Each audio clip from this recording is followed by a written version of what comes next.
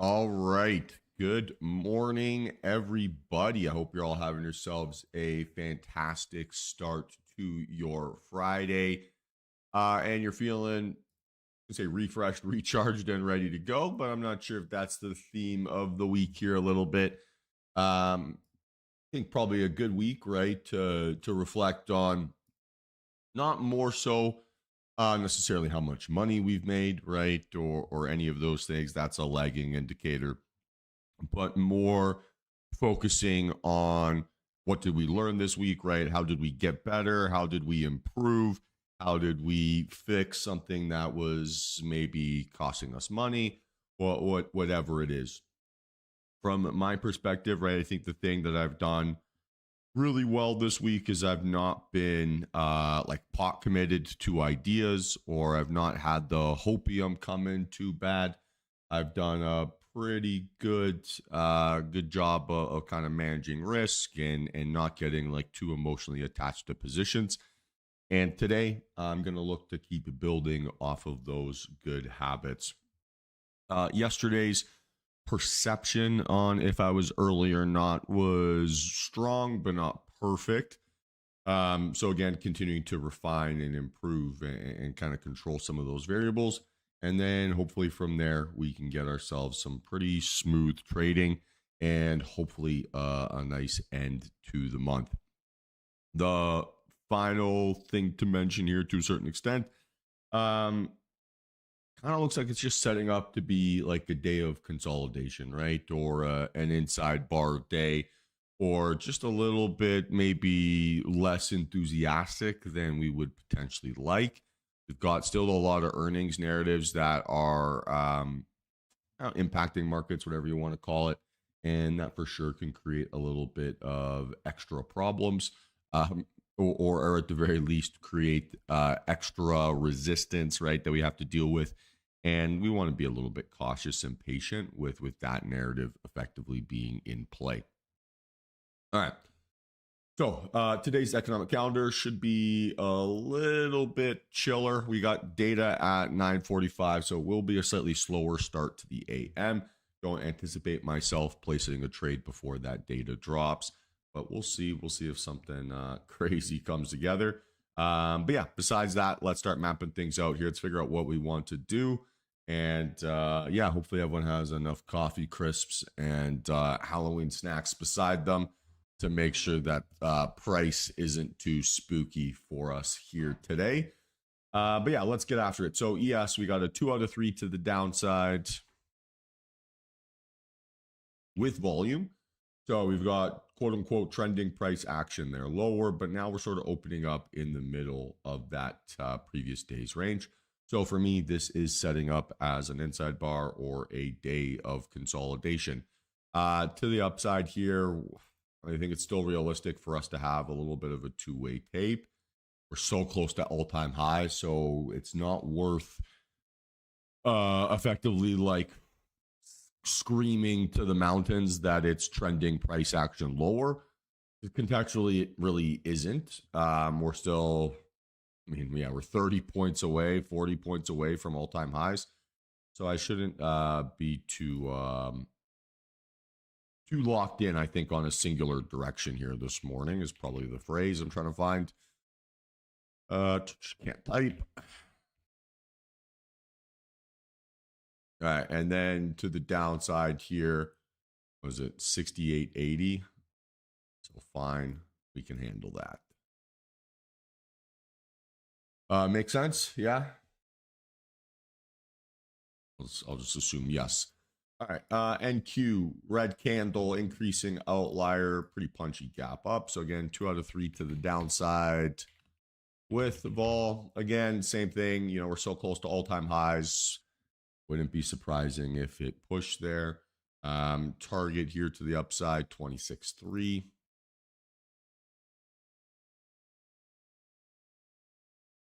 And then to the downside here, we're looking at a 26.1. And then we're pretty good to go. I would say that I do have a bearish bias. We'll say it's like a 51.49 type thing here this morning. So if it does give us that momentum, we have a plan. If we do get that rip to the upside and we get the quote unquote underdog move here today, that should also create a little bit of a nice environment. All right. The old CL. So green candle, decreasing volume, gap up, 2 out of 3 to the upside with without volume. All right. And then our pre-market target here, 61.50. And then to the downside here, we're looking at a 60 handle. So again, not too much changing from that perspective. Again, we do have to be a little bit respectful of that exchange limit, right? So that 5% target to the downside still going to be our primary cap here. And we can set that as 57.50. All right, sweet. Apple. So beat on top and bottom on their earnings. A little gap up, nothing crazy. We'll say 2 out of 3 to the downside with volume. Large earnings gap. Cool. Tesla. Red candle, increasing volume. Gap up. Sorry, I needed some coffee there. So call that 2 out of 3 to the downside with volume. Now that volume is increasing, but not exactly intimidating, so I'm not too worried about that. All right, Microsoft, kind of a crescendo of volume here. Did not set up as that mean reversion too much, and we'll call this a 2 out of 3 with volume, and this is a legit with volume. Amazon. Woo! Huge gap up. Let's go. So again, we'll call this a 2 out of 3 monster gap up.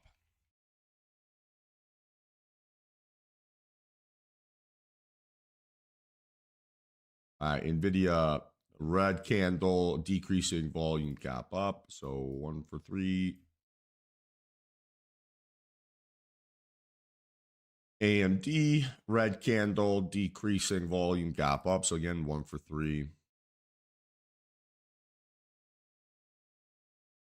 Meta, red candle, increasing outlier. Obviously expected post earnings, and then little gap up.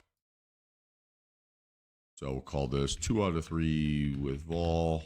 Mega FU earnings volume. Netflix, red candle, increasing volume, gap up. So maybe back to breaking out of that little consolidation range. And then the Google Rooney, I don't know why I said it that way. Red candle, increasing outlier, gap up. Again, 2 out of 3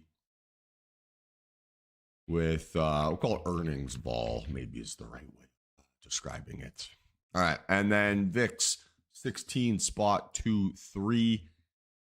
So looking like it's I mean, again, like that 1% of implied volatility, right? Or give or take that range.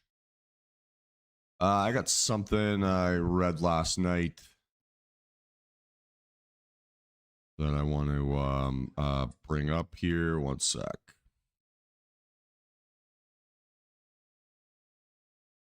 All right. So we're reading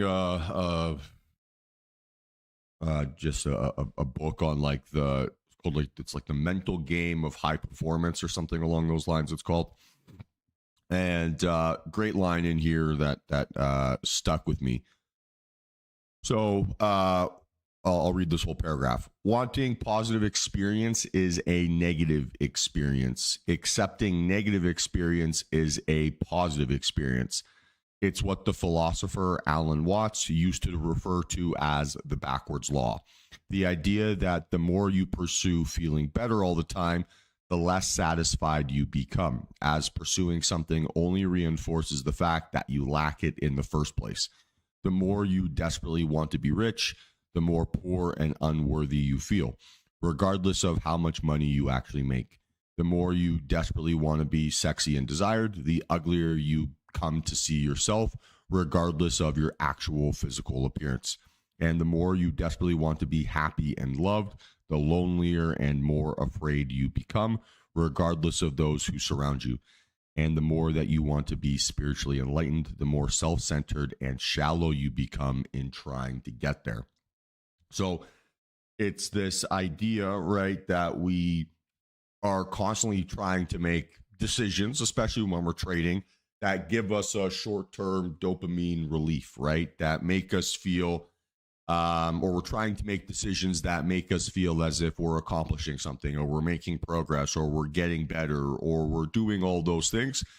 And the more that we singularly push for feedback that creates that, the worse we generally feel about our trading, right? The less we see the progress that we're actually making, the less that we actually make decisions that make us long-term profitable, the lower, we lower our basically mental capital because we're unable to see the progress or the improvement or the change. And that dollar figure in our head ends up being like the only thing that matters. And it isn't, right? The money is a byproduct. It's a second order consequence of constantly getting into those uncomfortable positions of getting a little bit better. Those scenarios, right, where you have to fight through your calluses and you have to create new patterns. That's the hardest thing about being a trader. It's not about necessarily making money. It's not about necessarily keeping your money. It's about overcoming our own desires and our own feelings and our own expectations and learning how to control and manage those things. That ultimately is the hardest thing that we can do as a trader.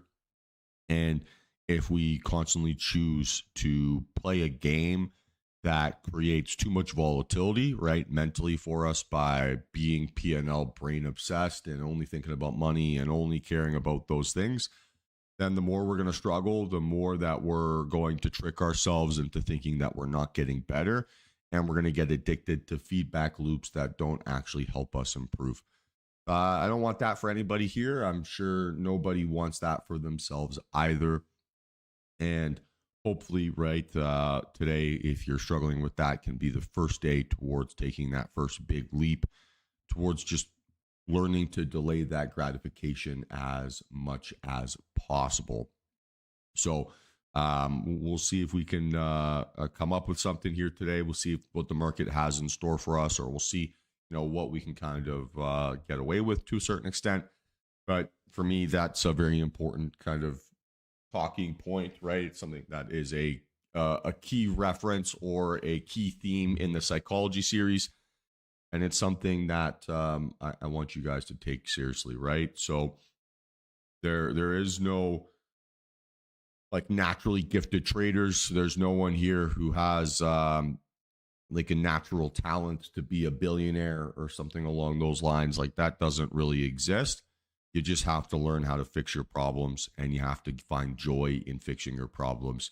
And the more joy that you find, right, in fixing them, the more P&L you will make. That's the weird relationship we have with psychology and money here. And I would recommend you embrace it and believe in it and honestly trust yourself to accomplish it, because that's the only way you're going to get there. There's almost like you have to have this like irrational belief that you will be a profitable trader and you will do the things that a profitable trader does before you're ever a profitable trader. So the belief comes before the outcome.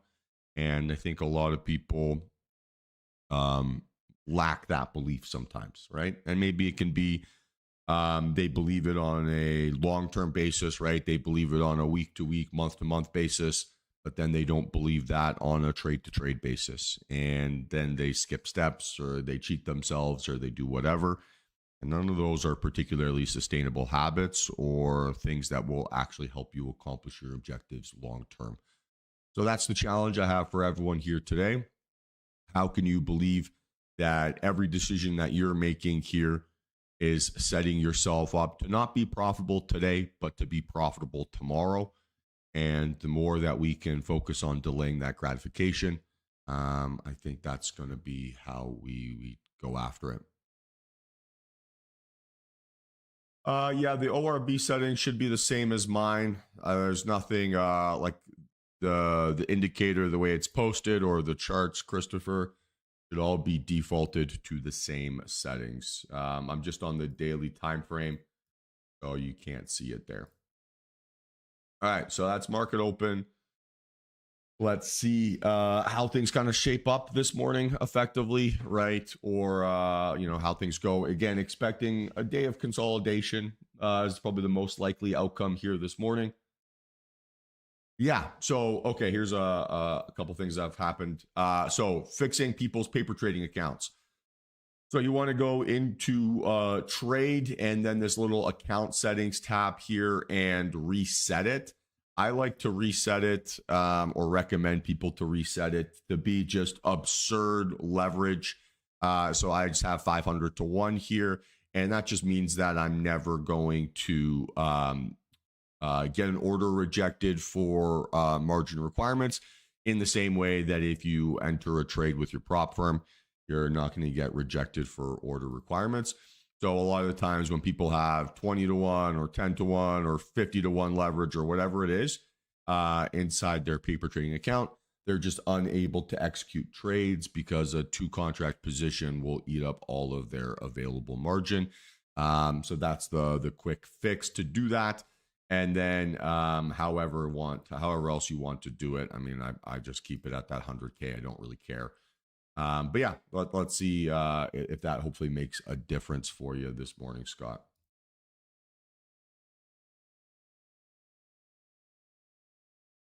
All right, so not a terrible range here off the 2-min. Not terrible. Basically anything more than 40 points, we're pretty happy with. Anything less than 40 points, generally we're kind of annoyed with. And so it's just a little bit of a better reflection of what you're going to be able to get with a prop firm. So like individually with your broker, if you were to trade, let's say NQ futures, you need about 20 grand, give or take about 20 grand per each contract. So that's where some of those restrictions happen. So if you have an even smaller account or you're stuck to that, it's restricting you. Whereas on a 150K account, you're able to purchase 15 contracts, which is effectively like triple the leverage, right, that you're seeing inside your prop firm, or sorry, inside your paper trader. So it should fix those problems. All right, not terrible open, terrible volume, I would say, on ES. Really good volume on NQ. With the paper trading, Scott, it doesn't matter what number you have on in your account. Once you do your prop firm eval or you're ready to do that, I do think that the 150Ks are probably the best. Not necessarily because they're the easiest to pass. You have to make more than, or the ratio you have to make is a little bit more, but it's always, I think, easier to make money the more drawdown you have. And the 150Ks give you the most amount of available drawdown. Well, we could talk about that whenever you're ready to take that step. It's a little bit different for everyone, but for myself personally, I trade the 150s.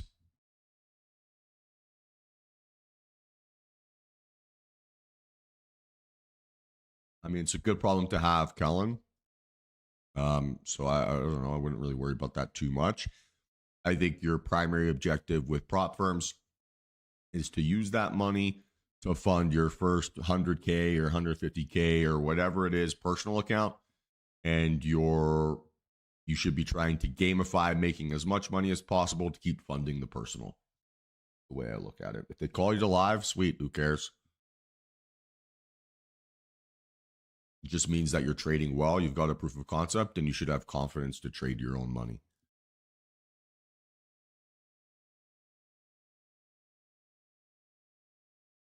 I also think that they overstate how easily and how quickly they put people to live. So I wouldn't worry about that too much.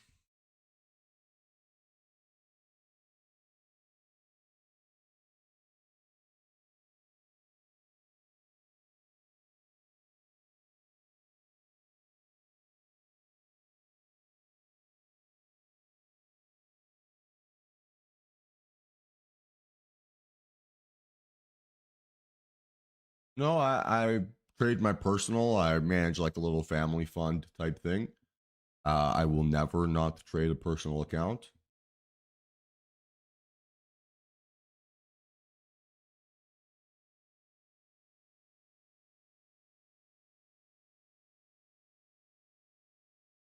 Love that, Derek. I mean, that's the whole objective of losing small, right? We can take a couple shots, we can be wrong on our timing, but get our direction correct, and it increases our probability of actually finishing each trading day in the green, as long as we don't basically fuck up our math, for lack of a better term. So as long as we're structured and we're disciplined and we're following our risk management rules, then the math works out. But if we skip those steps and we break those processes, well, the win rate can crush you, right? So, I mean, that's with any strategy, any technique.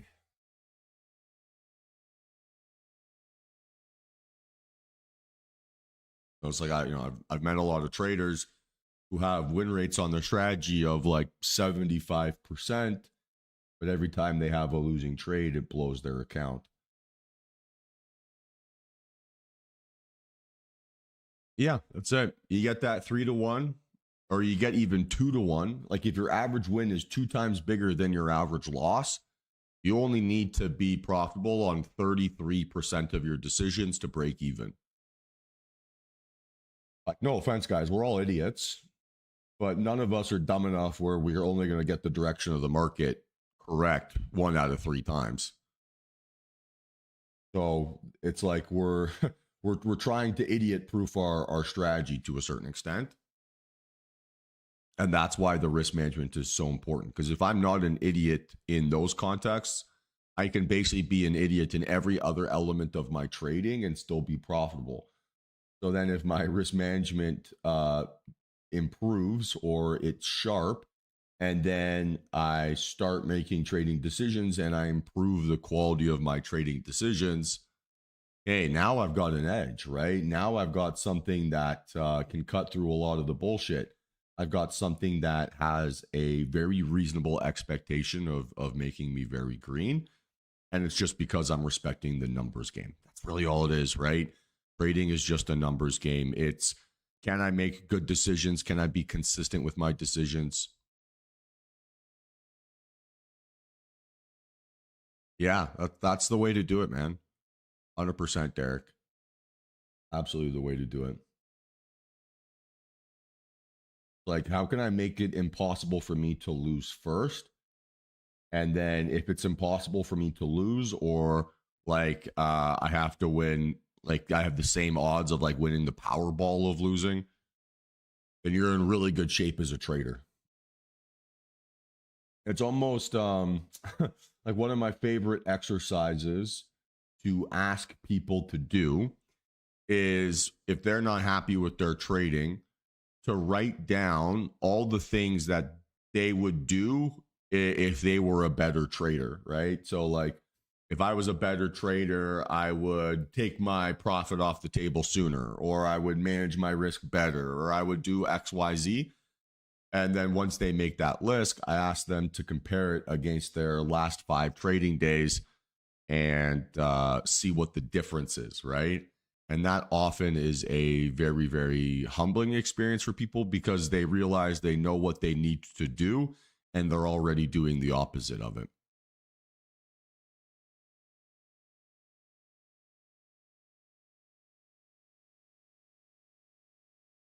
I appreciate that, Harv. Yeah, like best loser wins, guys. I say it in a million different ways, hopefully every single day. But sometimes we just have to figure out how to translate that to our own personality. And the sooner we get addicted to that process, and the more fun this becomes, honestly. Because as fun as it is for trading to be a game of self-improvement and self-development and all those sort of things, um, improving yourself, but you're sleeping in a cardboard box under the bridge probably isn't what we want out of life, right? We probably all want just a little bit more than that, but it only happens when you stop getting your ass kicked, when you start basically maintaining control over your trading decisions. And once you have that control, and I love the phrase, you're the one who knocks, you become dangerous, like in a good way. It's really fun. So theoretically, we do have a setup here to the downside. I'm not taking it because we have just that 945 data. So just a little bit too much noise that's still going to get in the way here. But it's going to be worth keeping an eye out on this basically over the next 4 minutes or so, because this might, with the data setting up, it might kind of give us that fake out opportunity or give us that possible entry. So it's not, the volume is fine. It's totally reasonable. It's just that I have a shot clock effectively that I'm trading against here. I don't want to have exposure going into data. It just sets me up to get algo whipsawed. So let's see if this thing can behave reasonably over the next 2 or 3 minutes. And then we should have a nice opportunity.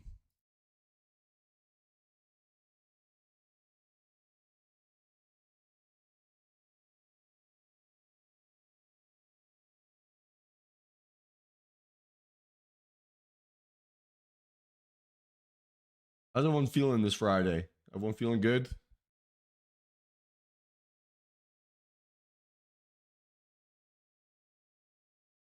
So I've got PMI data here, Chicago PMI at 945.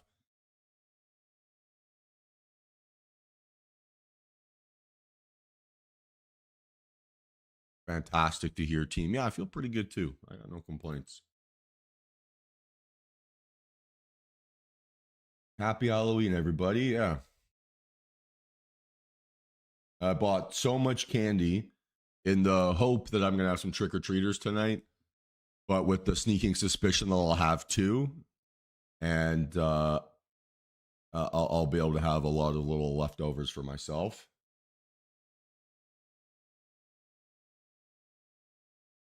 If anyone's in the neighborhood, I've got big chocolate bars for people. So if you guys got your costumes, you want to come trick or treating, come hit my house. Hey, appreciate that, Jared. I should have a few more videos hopefully coming this weekend. So there's a few more that I still want to get up, but yeah, I just got a couple of projects been working on the side here. So it's a little bit of a lack of a priority, but there are some stuff coming when I should have some time this weekend.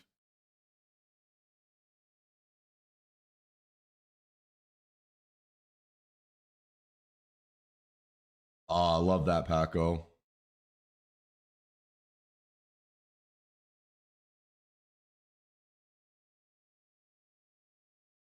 I mean, maybe we could have traded this, but fine. Doesn't bother me. Giving a kid a can of tuna is insane.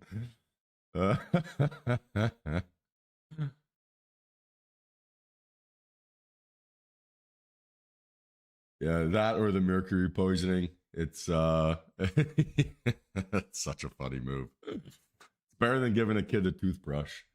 Tell you that much.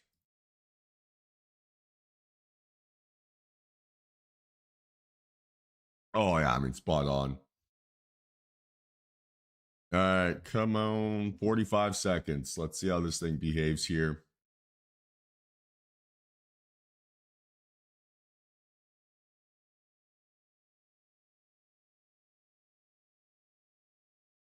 One of my neighbors growing up was a dentist, and he'd always give you apple slices and a toothbrush for Halloween. I fucking hated that guy. What a prick.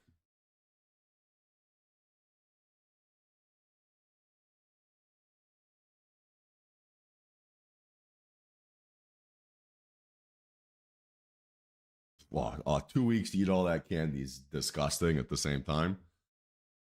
But I'll have a coffee crisp this morning. Life will be good. Who doesn't like spiking their blood sugar at 6:45 a.m.?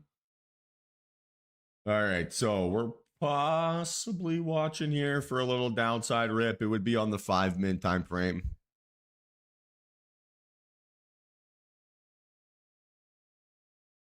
Oh, you don't know what a coffee crisp is? Oh, Sonia, you're getting cheated. It's like a wafer chocolate bar with that's coffee flavored. So imagine if you kind of had like a thicker Kit Kat, but it was coffee flavored.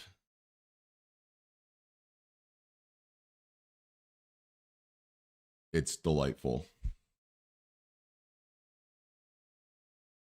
All right, so we're possibly looking here. We might just trade this on the 2. That's going to be a little bit better. So we're going to be looking for a 26,000 target here. And we're wanting to see a little fake out above that 100 barrier first. And we'll start to set things up here a little bit, guys. So starting to focus up, please. I know the coffee or the chocolate bar talk is very distracting. And now we're just looking for that rubber band snap back effectively. If we get it, then we'll find a reference price. So stop loss here would be 26,112.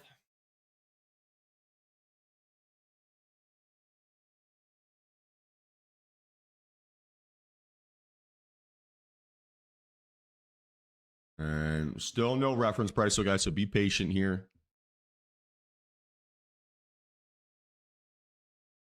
Now it'd be higher, so just keep waiting, keep waiting, keep waiting. This might fake out on the 5. Maybe not. Huh.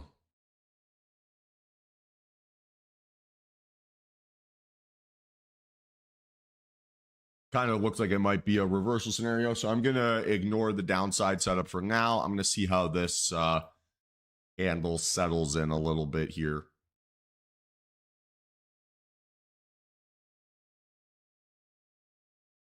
Because this is a textbook little reversal look. Well, how do you know I'm not, Rusty? I'm dressed up as Patrick Wieland, and I'm going to gamble 500 accounts here today and then show you the one that's actually profitable. That's my Halloween costume.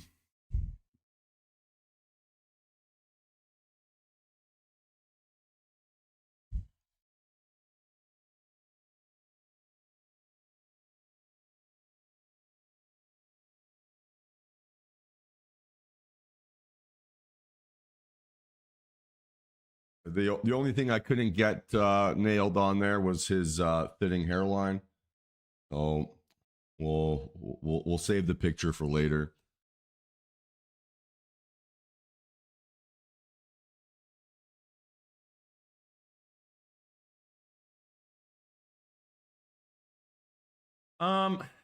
It doesn't. Like, it's fine. The way that you invalidate the confirmation, right, is you either get bigger volume than the confirmation or you get a close above it.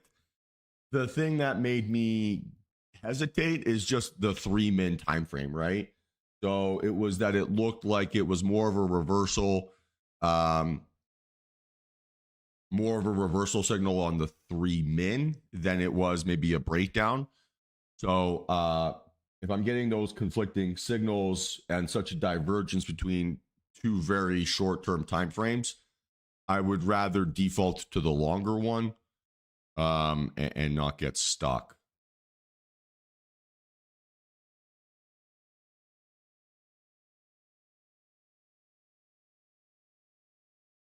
Yeah, my base expectation here today, guys, is consolidation, right? So I'm assuming or being very suspicious of every indication of like trending PA, because it's going to be really hard for us to get trending price action where we're in the middle of a very large chunk of daily PA, right?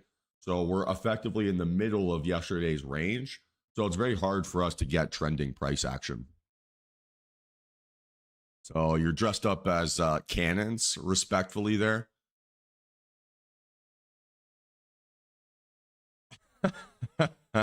Hey Logan, if you don't film tipping your waitress, it didn't happen.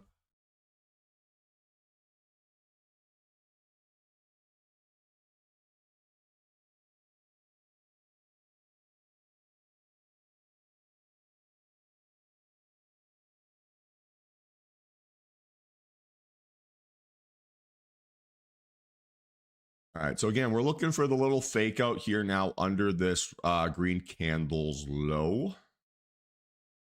Got a weird energy this morning, guys. Please bear with me.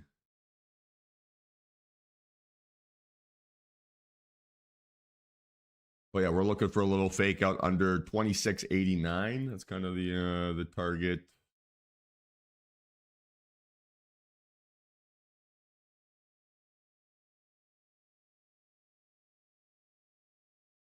Or maybe even a fake out under that inside bar low would be the move.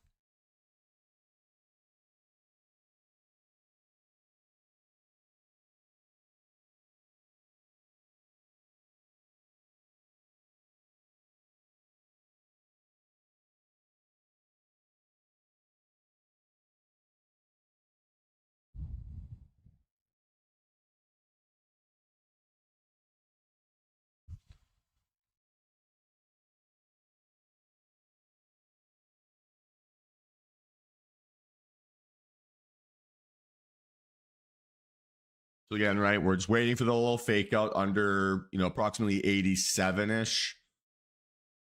That kind of zone.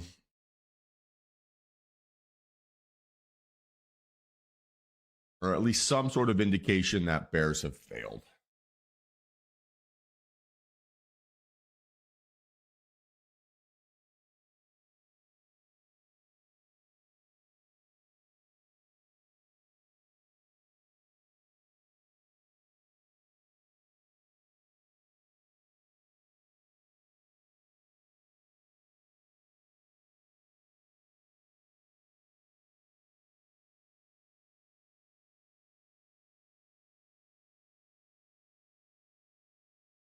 So yeah, still being pretty patient here.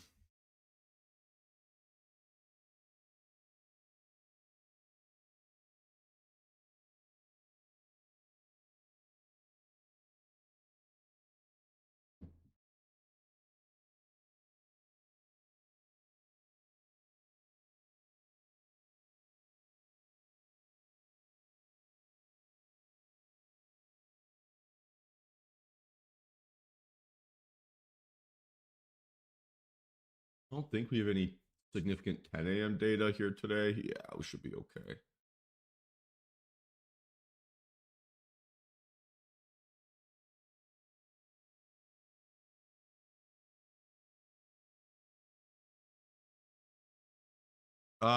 This 945 one on the 3 min. This is my signal setup / confirmation. So failed breakout is the setup. Confirmation is on increasing outlier volume, second most bullish. And so now we're using this to basically contextualize the next chunk here.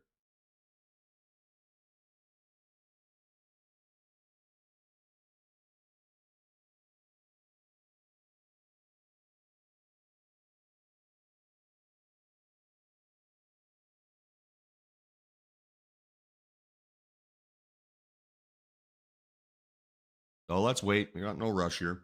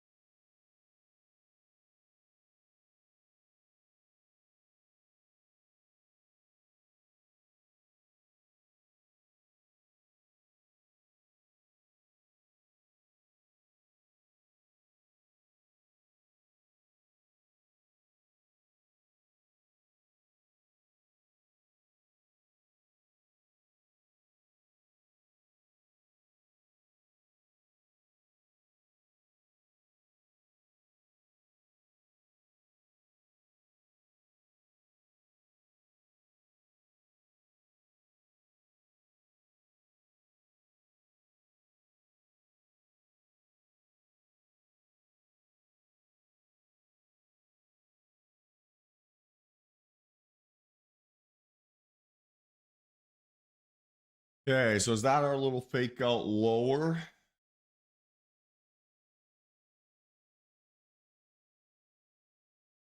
The I think, yeah, you have that backwards. So the 2 min, right? This candle or had the half the data in it, right?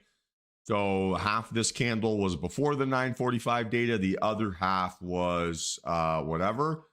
This candle closed entirely after the 945 data. That's why I'm putting a little bit more stock into it. It makes it a little bit easier to trust.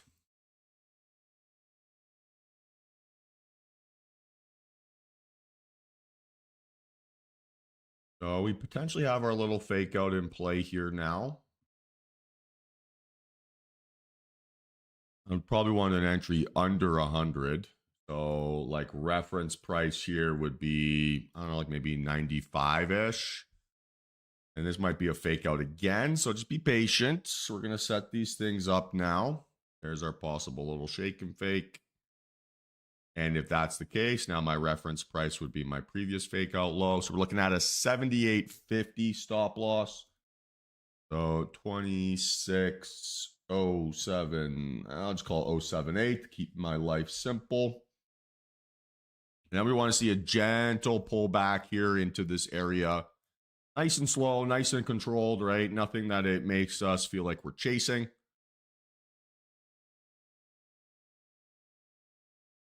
So watching here carefully.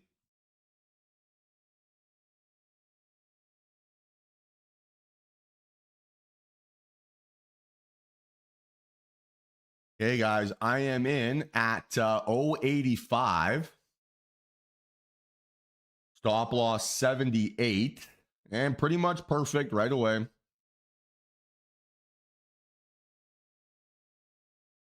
Let's see if this can get over that 100 barrier again. I'm stoked on that entry. That was perfect. All right, well, that's 16. See if this can keep pushing.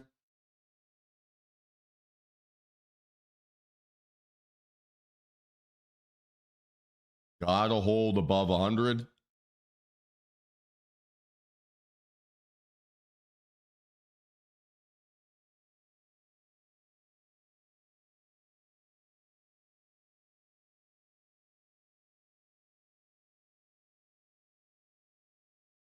Come on. Cannot let this trade go red, guys, either at this point, right? So we're kind of boxed in a little bit here. We don't want to give it too much space.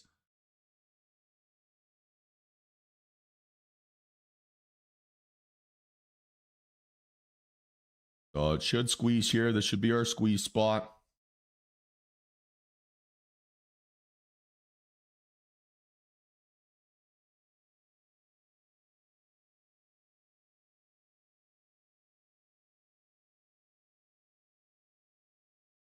The second time it's kind of stalled out a little bit. So just being a little bit careful here.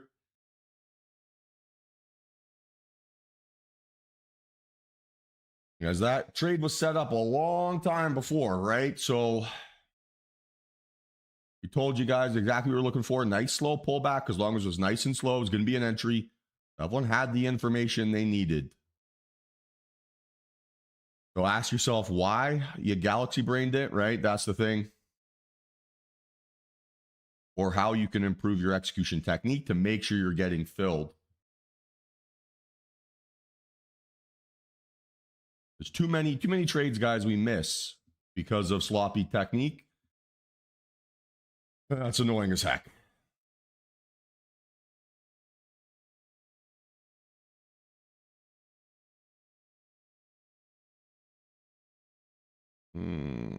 Terrible pullback here. What are you doing?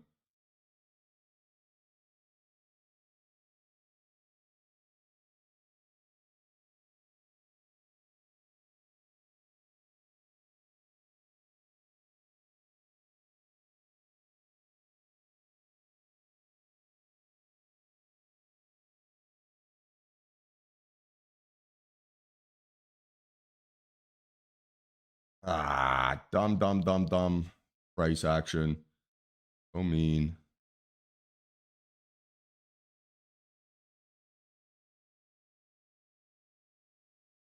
Come on, get over 100.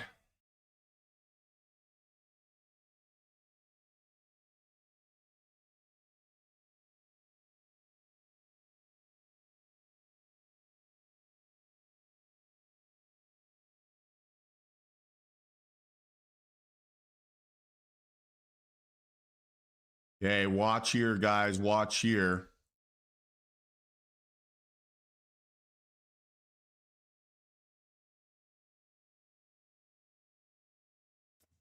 Keep stalling out at that 99, 98. Ah, annoying.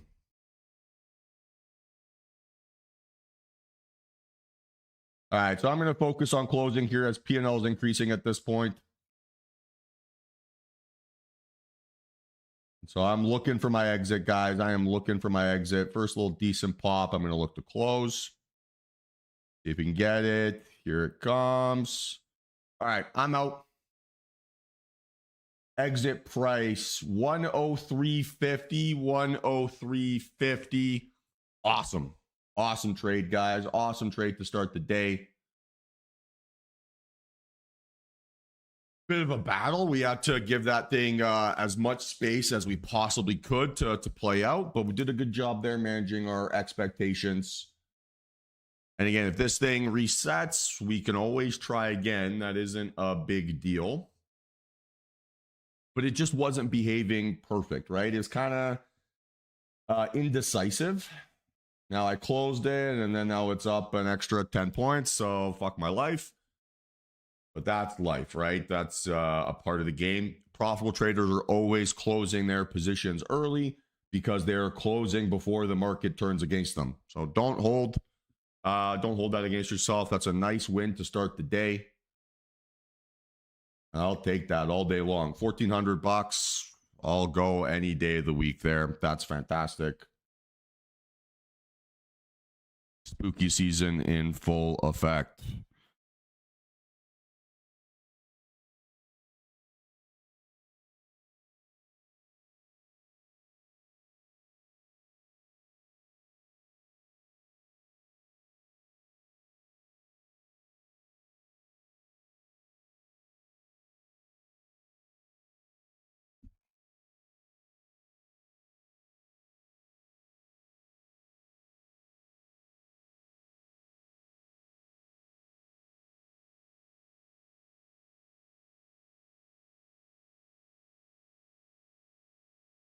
And great decision to close, guys, as P&L is increasing, right?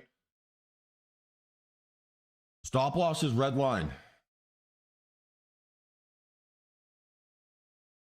But the reason why the setup is still not in place because it's not giving us the follow through we would have expected, right? So my entry was green because I got a deep pullback, not because necessarily the thesis was correct.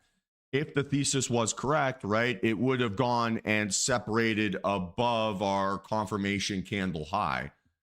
Didn't really want to do that. So that's the reason to get out. It's because it's okay, it's giving you follow through. You're green on it, but it's not actually giving you the move that you would have expected.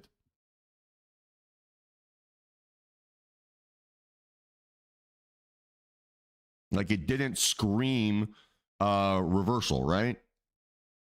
Like if a reversal happens, it happens quickly, right? It goes in your direction quickly. It separates away from those lows quickly. So if it's not doing that and it keeps stalling under a psych level, then if my timing isn't correct or the separation isn't how I expect, what else could I be wrong about? And so at that point, there's no reason to trust that the trend is going to keep going in your direction.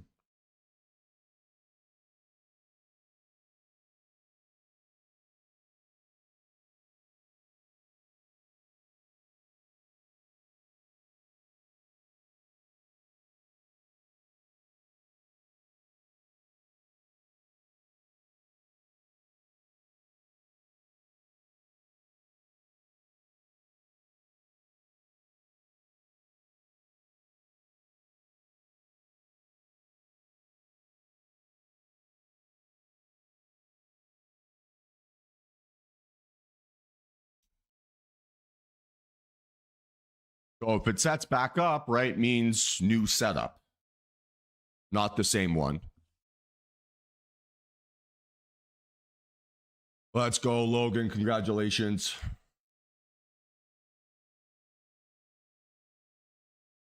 So this for sure, right, would have stopped us out prior to it going back above our entry price here now. So we made a really good decision, guys, closing that. Again, if you're early, you're wrong. That's the mindset to adopt to a certain extent. And on that trade, my P&L was good, right, which can trick me into thinking that I'm not early on my thesis, but it wasn't behaving how we expect. So we take our $1,300 or our $1,500 win or whatever it is, and we take it and we run.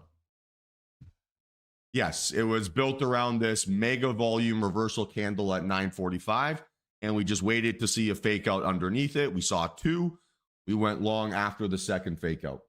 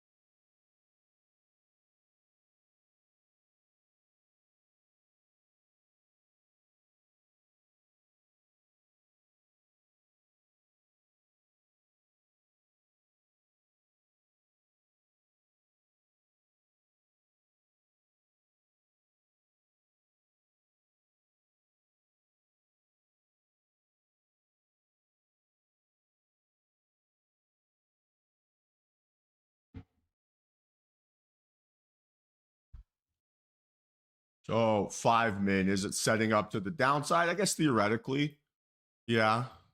Main issue I'd have though is just how much space it has to go. We're going to struggle a little bit from that context.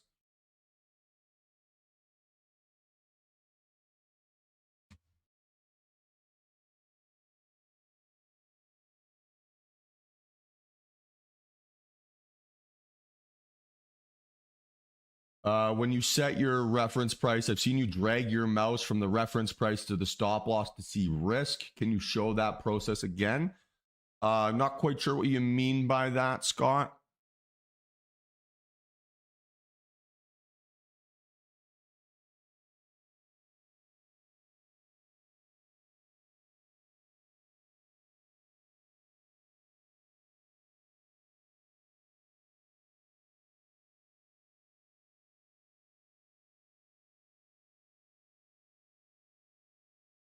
Why did you not close at the highs there, Barkley?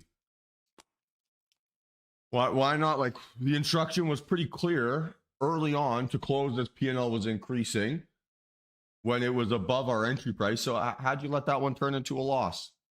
I don't understand. Lots of time there.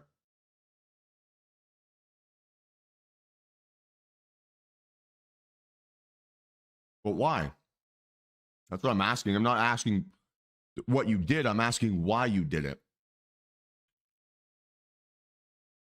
Right? The why is far more important than the action. The reason or the panic behind the decision is the thing to study, not that you got out early.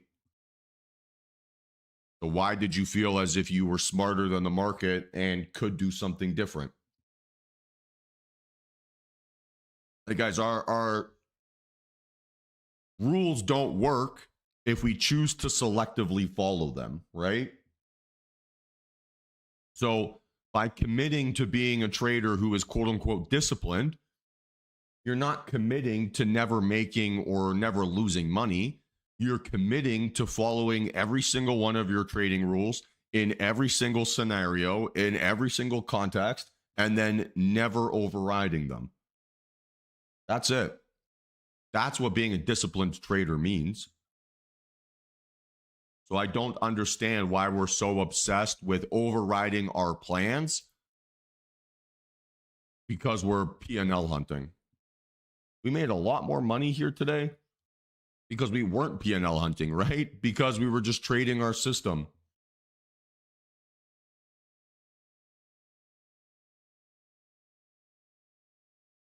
But there's nothing in the system that tells you it's heading down. So you're making up that problem. So if you're making up that problem, why are you willing to believe it? Right? If everything in our system is telling us reversal and your brain is telling you, oh no, I know better, your brain's a fucking liar.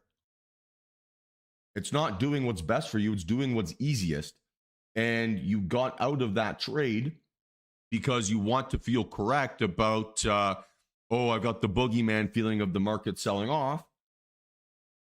And your desire to be correct and your desire to be profitable are conflicting. And you cost yourself $1,500. So unacceptable. No reason to have done that.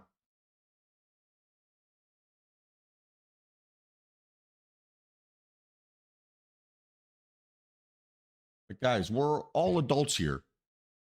We got to figure out to behave or ways that we can behave in the ways that we say we're going to behave, right?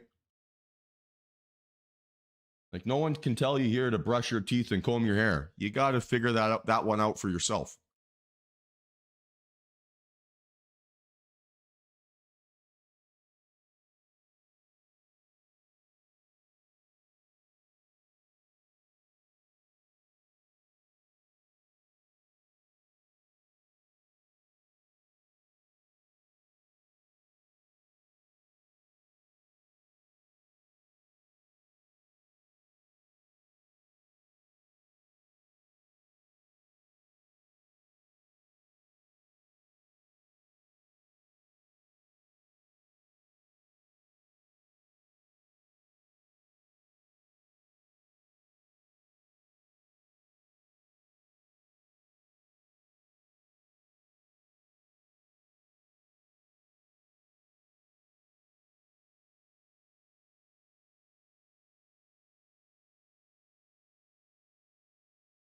Yeah, I mean, again, like probably I'm just looking at it contextually here, right? Where did price get stuck for us on our long? Well, we got stuck hanging out at like right around that 100 area. Where is price action stuck right now? It's stuck right around that 100 area.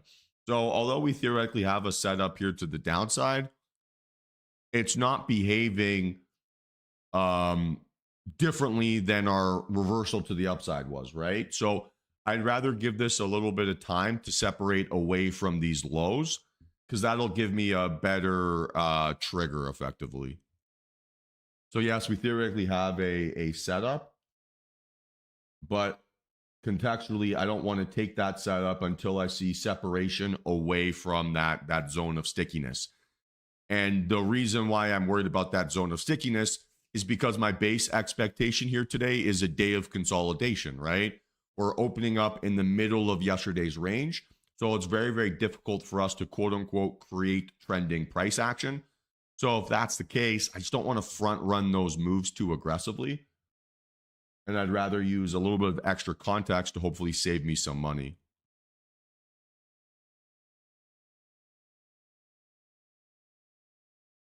Like the shorter time frames kind of show this drift a little bit better. Like we've not missed out on bupkis here. Yeah, you too, Jared. Enjoy.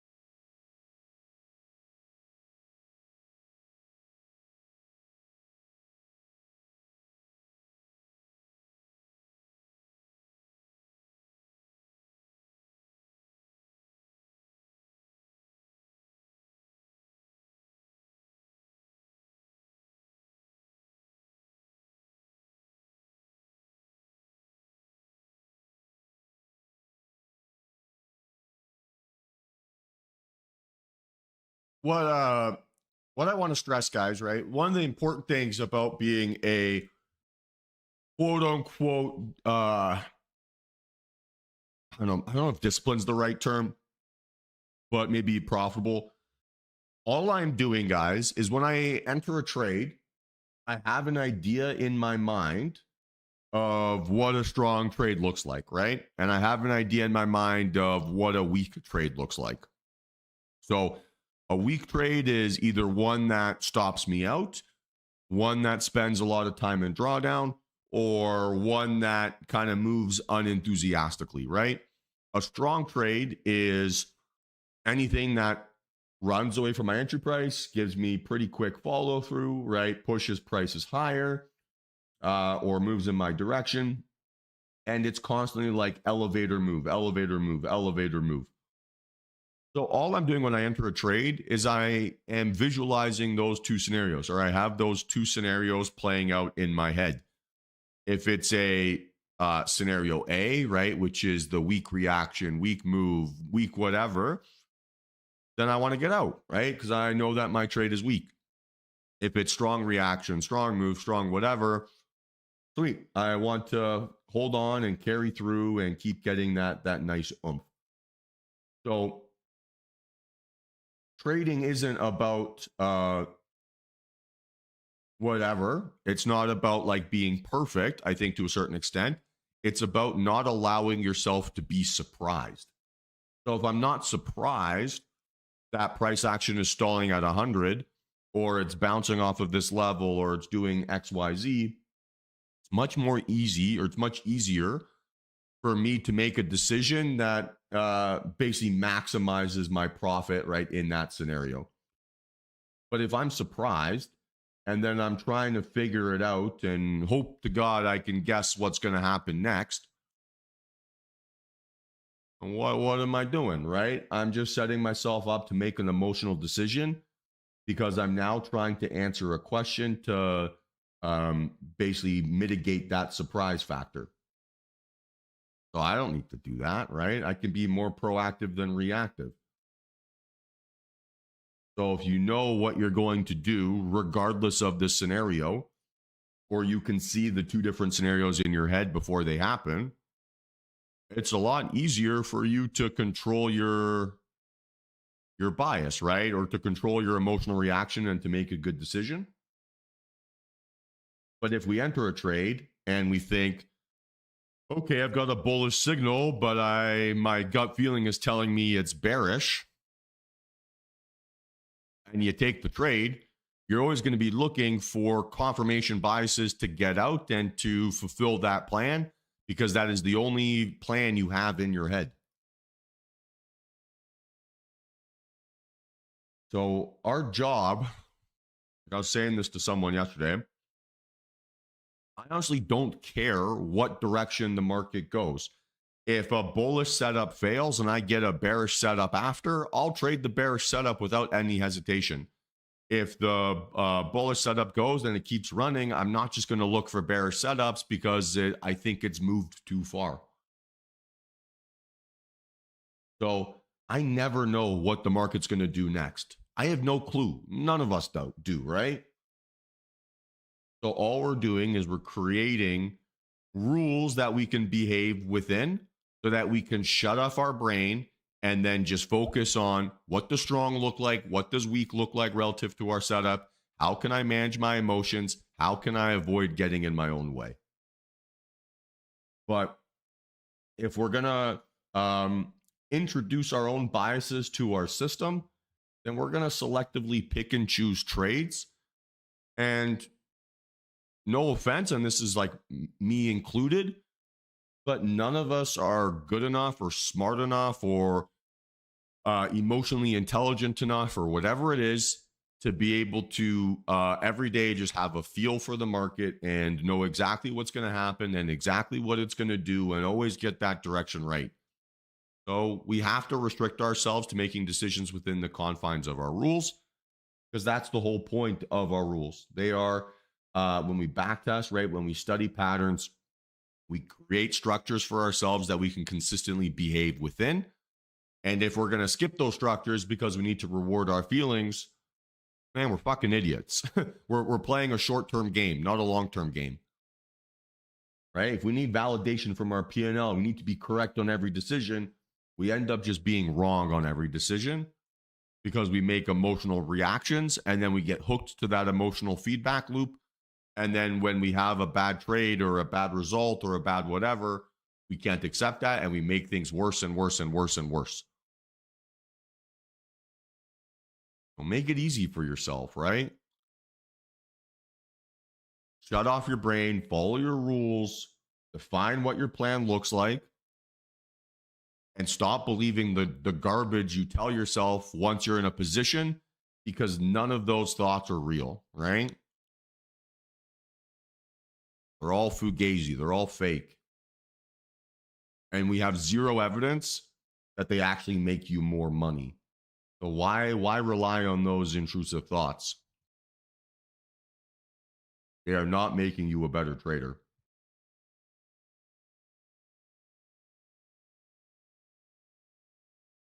Is that fair? I would understand what that means.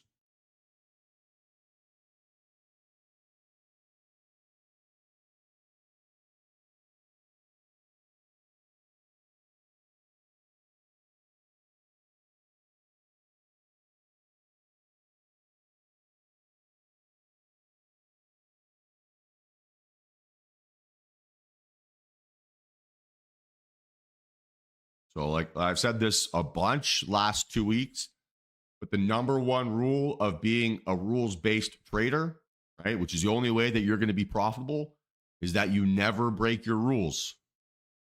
You never look for reasons to break your rules. You never look for the exception.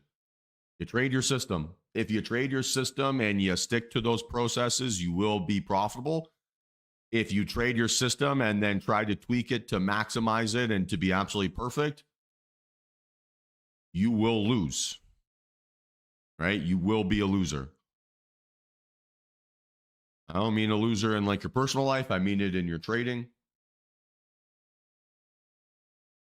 I don't think any of us have joined this program or joined on trial because they were happy with how much money they were losing and they wanted to make, or they wanted to lose more, right?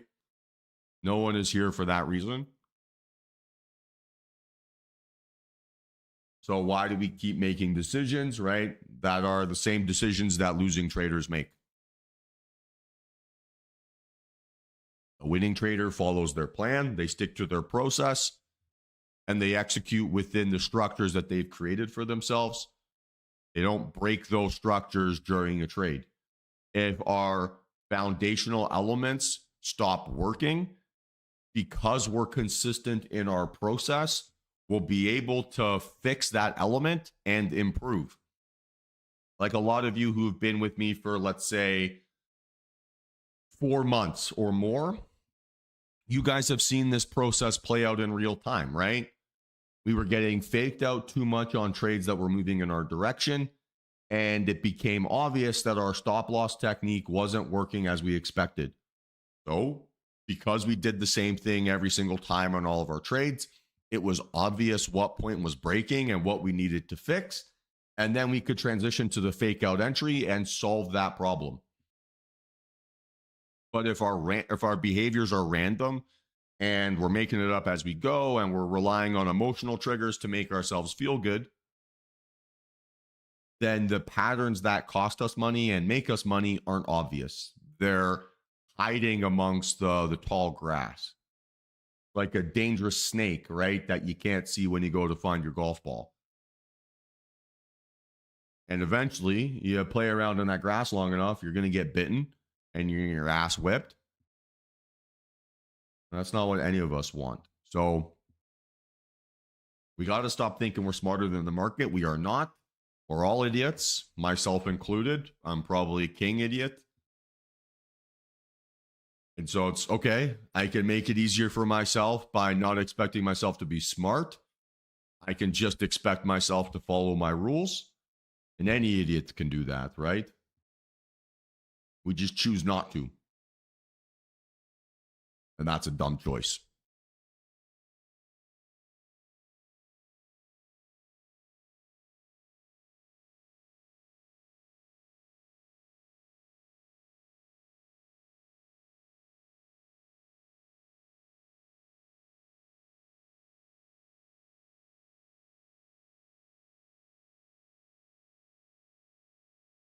I don't know. Might be a one and done day here, team. Price has not moved away from our exit zone or really our entry zone at all over the last 30 minutes. Kind of boring.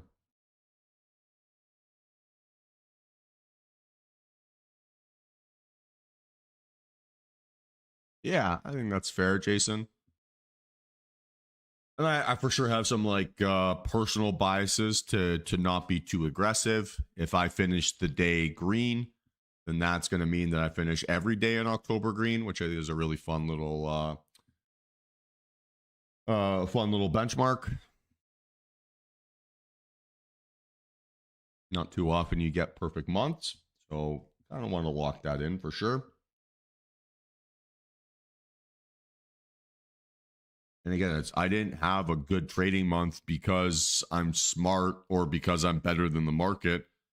I had a good trading month because I didn't compromise the quality of my process. Excuse me. Right? So it's the P&L here is a second order consequence of me just not fighting my system. Right? This is now positive variance, right? I'm getting performance that is maybe a little bit better than expected. It's like every trader loses, right? Every trader has a red day. But it's not because I'm smart in the market or know whatever or do XYZ. Because I just follow my rules and I don't change them. I don't ignore them. That's why. Like that's why I make money.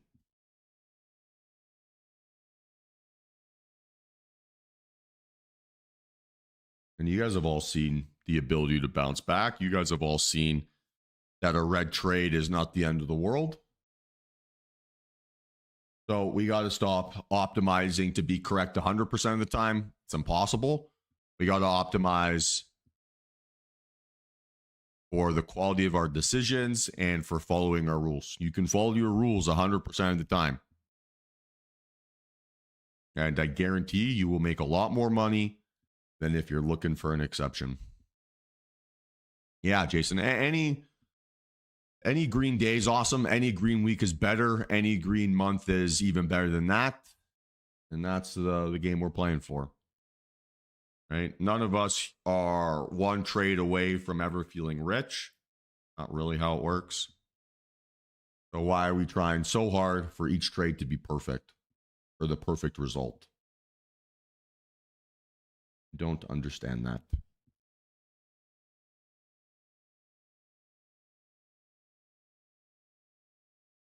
And if you haven't gotten enough evidence by working with me for even a week that following your plan works, right? That it actually makes you a lot of money, then I don't know what else you need to see to crush your limiting beliefs. And I'm not trying to be egotistical here, right? I'm not trying to like say how amazing I am.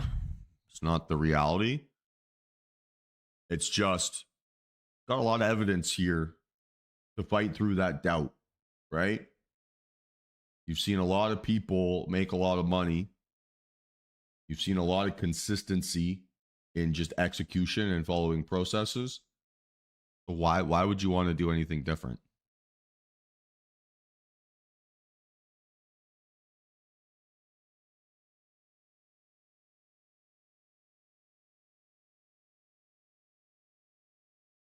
I mean, it's not bad volume. I kind of want to see it clear this wick zone. That would probably be it. It's not bad volume. But again, I have trust issues in this range, right? We'll call it. So let me find my box. We've just been stuck in here for an hour, almost 50 minutes. So I don't want to like front run the breakout of that consolidation zone until it's actually happened. Right? Because this is just classic consolidation price action. So I don't want to front run a change in that personality until I actually see that change in personality. That makes sense?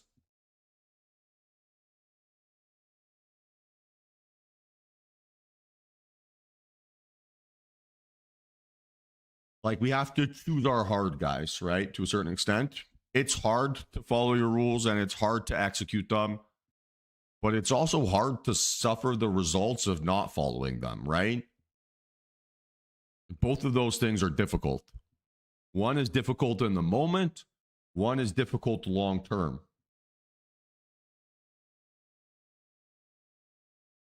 So we just got to choose what game we're playing, and we got to choose what game we're playing carefully. It's very easy to get into a feedback loop of trading, of relying on emotional decisions, making emotional plays. And that's it can be a very addictive feedback loop.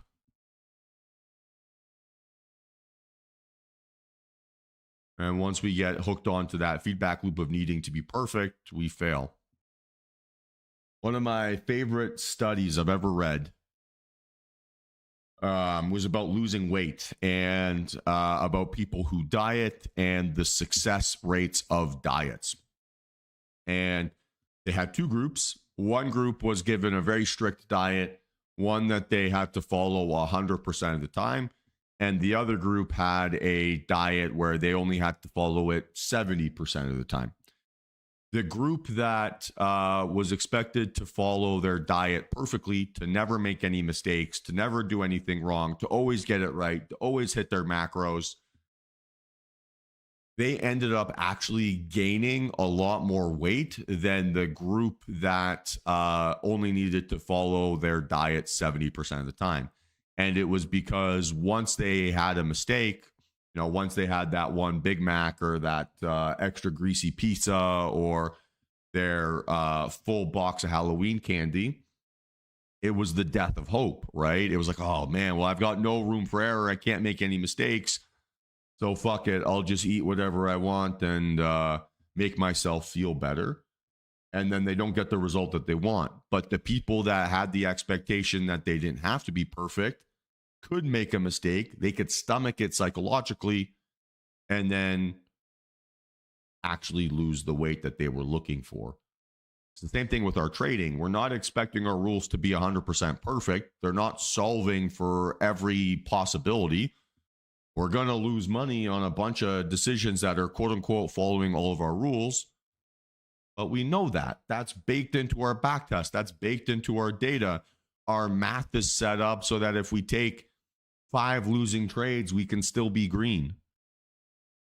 And so everything degrades or everything collapses if we start to pick and choose, and we need validation from each decision. Like if you go back to that weight example, if you just spend every day staring at the scales and you just assess how much weight you're losing because you stepped on the scale at breakfast and then dinner and then before you go to bed, those numbers are going to overwhelm you because you're getting too much feedback, right? You're not going to see any progress. So we have to not get in our own way, guys. That self-sabotage is unacceptable and it's completely unrequired.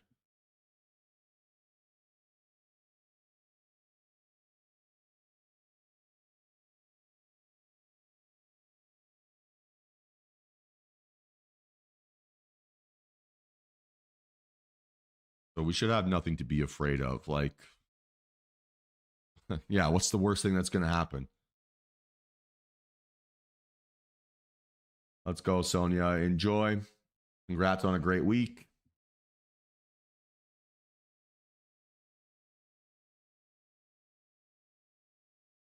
Maybe we have a chance here now. See if this thing can keep pumping.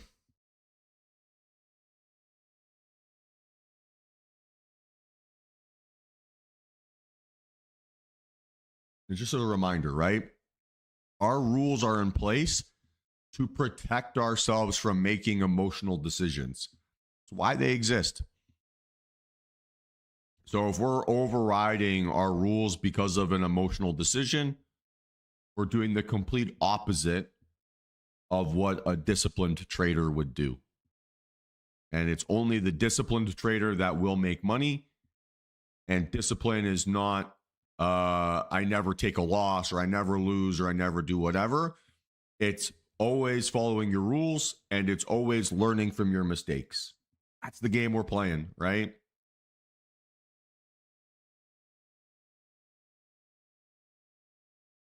We possibly have a setup here. And we want to see a little bit of a fake out.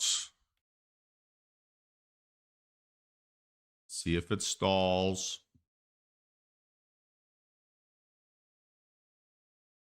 Not really the elevator move yet.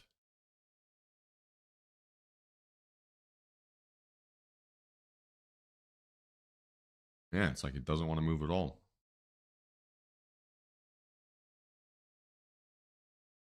How many losses have I had this year? Let's see. It's gonna be a lot.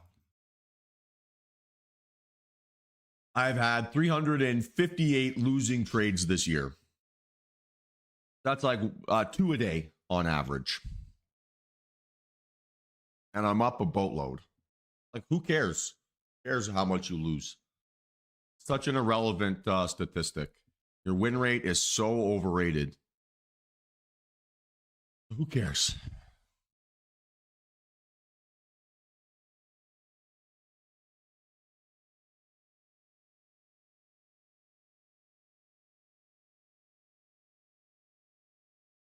And I'm not super convinced that the fake out low is in yet. So still waiting. That's why I haven't drawn out a reference price.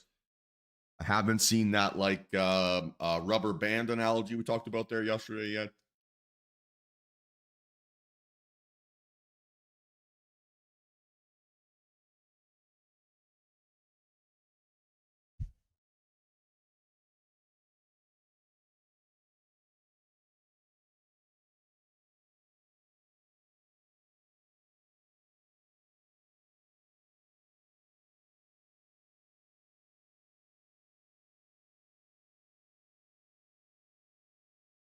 So yeah, eventually, guys, as traders, we have to just commit to getting out of our own heads. That's the fight we have with ourselves.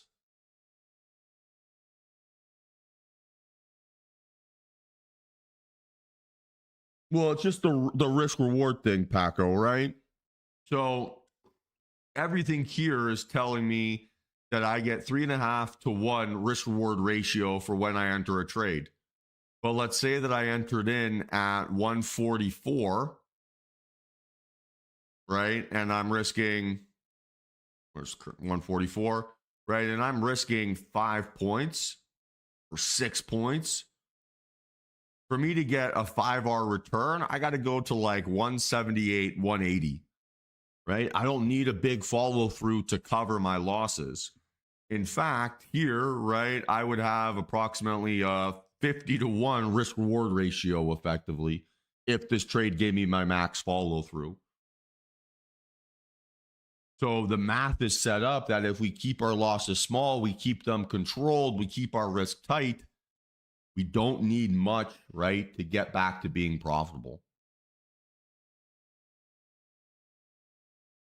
So that's what that means, right?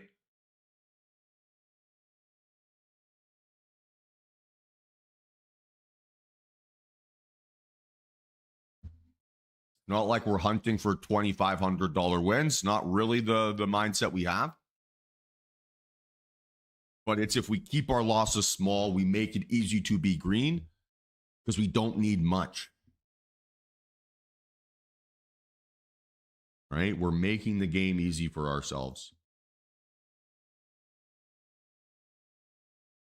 And so we just got to not find ways to complicate it. It's not hard for us to bounce back from a losing trade as long as we don't break our processes. So, gotta stop breaking them because you're just making it harder and harder and harder.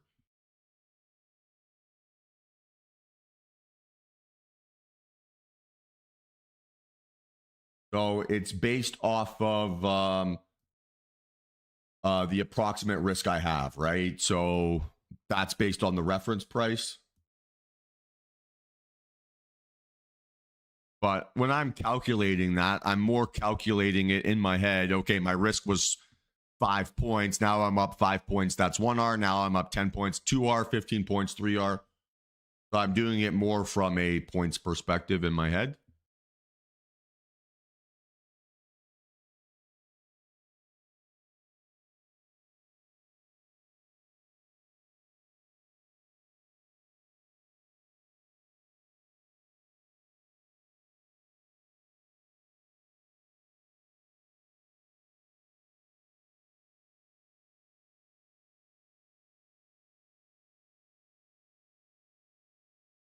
Nope, 3R would be nine points, right?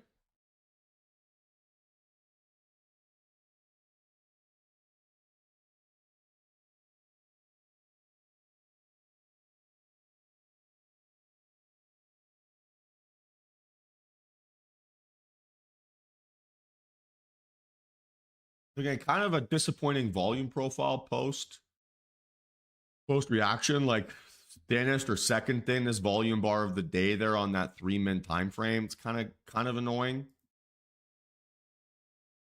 So we need a little bit more oomph here for me to have some confidence, I guess.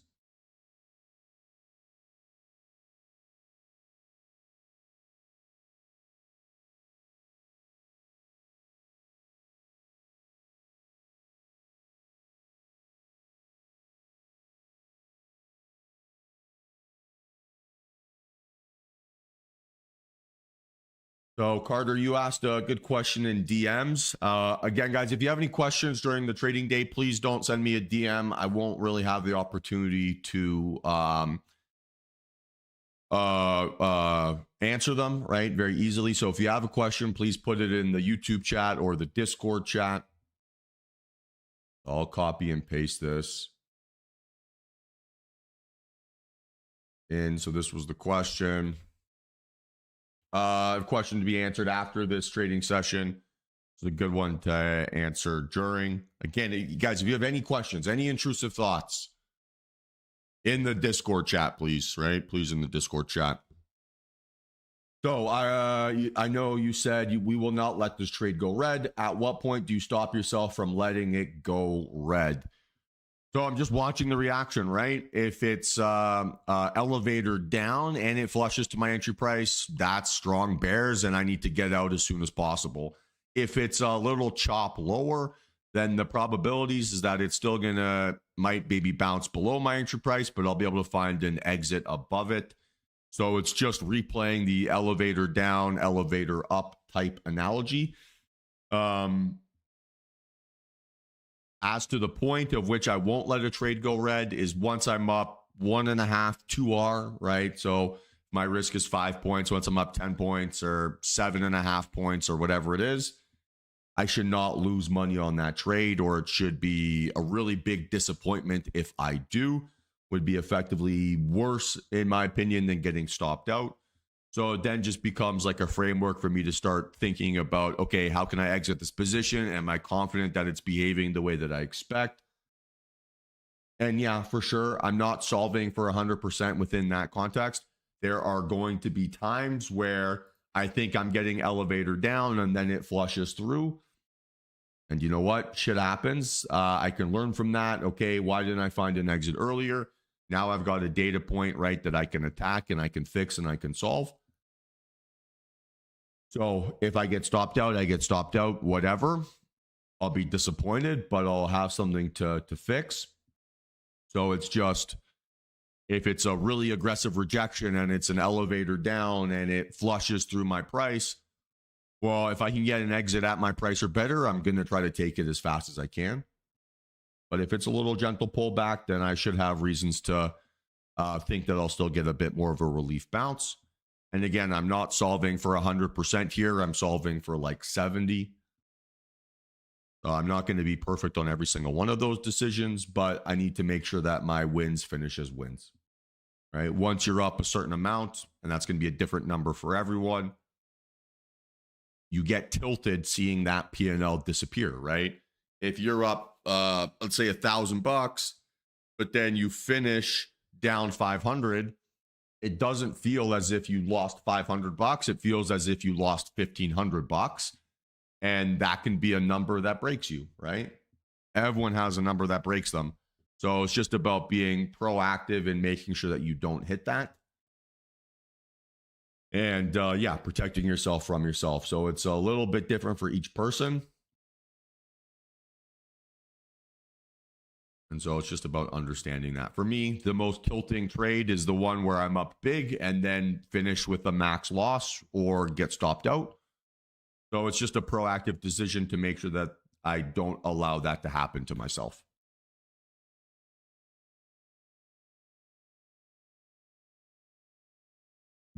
Basically, right, the framework that we want to create is that every time I get an emotional reaction to what price action is doing, I want to get out before I can get butthurt, right?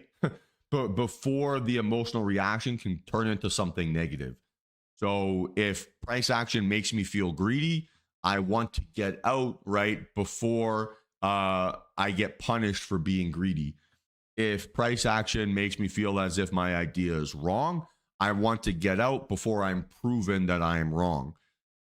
Now, there's a fine line there, right? Because we have a set of rules and protocols and structures in place that define wrong, right? It's a binary. If you're correct, your price is moving quickly in your favor. If you're wrong, price is moving incorrect, like moving quickly against your direction. So it's not an impulse thing. It's okay, I got this reaction. I know that this reaction triggers this feeling. Let me get out. That's all it is. It's a constant repeat and cycle of those structures. And so I'm constantly making decisions with my rules to protect negative emotional reactions to how price is moving. That's why I don't like to enter trades when price is flushing, right, and moving really quickly against me, because it triggers an emotional reaction. It makes me feel like I'm chasing.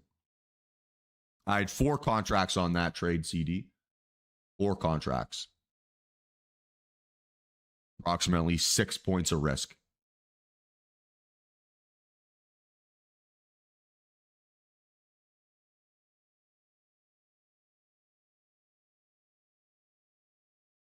So all my rules, all my structures, guys, that I have built into my trading system are not like market savant rules, right? They're not like I'm a super genius.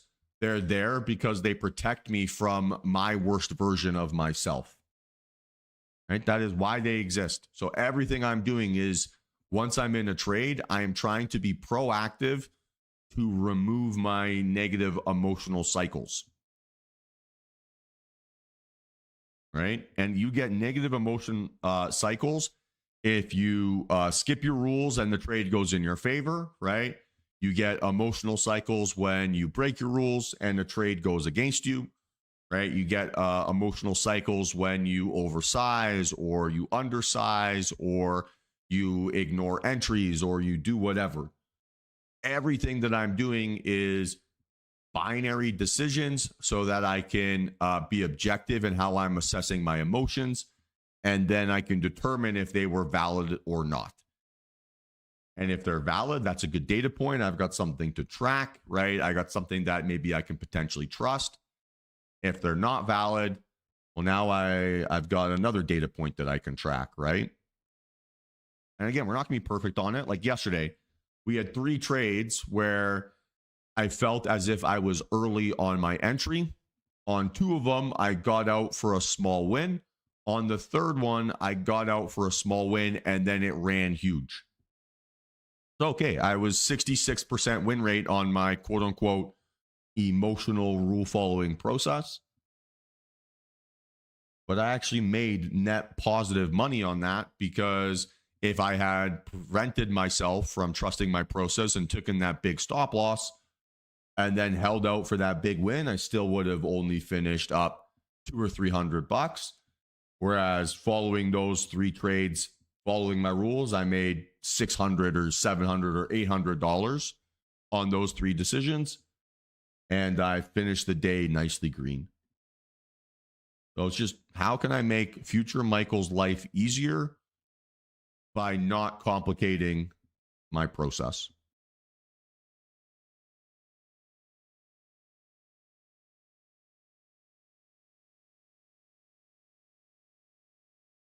Guys, I asked for no DMs during the trading day about trading questions, and then I got 12 DMs from people about trading questions. Come on, guys.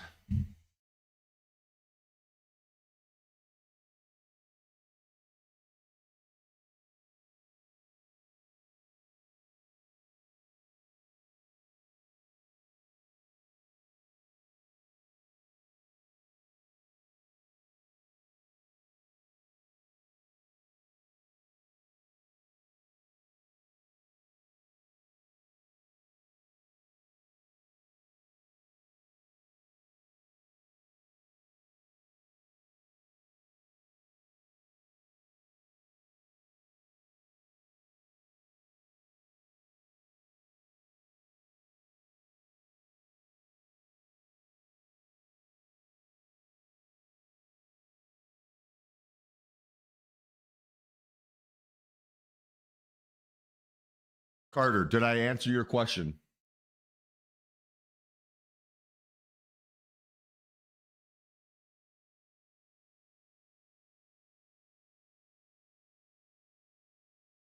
Yes, no, maybe.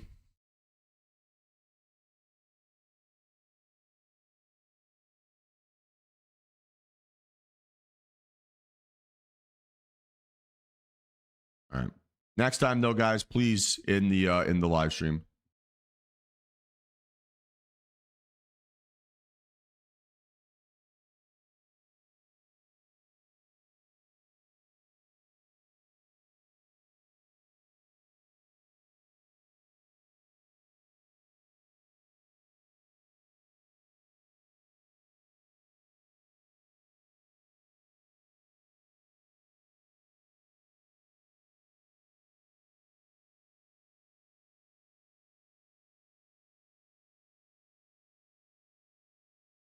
Well, it's I'd even think about it a little bit differently than that. It's not about necessarily seeing price action move quickly. It's about studying your interpretation of how price action is moving, right? If you perceive it to be fast, it is moving fast, and you don't want to make a decision, right, under duress, effectively, right?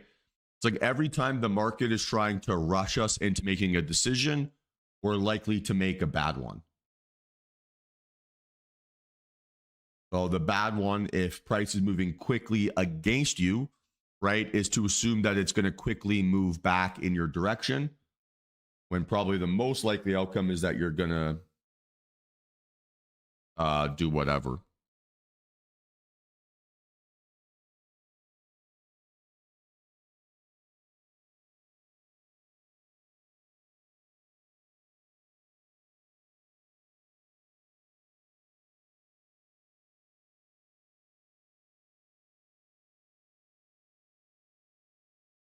Right. So if you perceive price action to be moving fast, you're more likely to make an emotionally charged decision.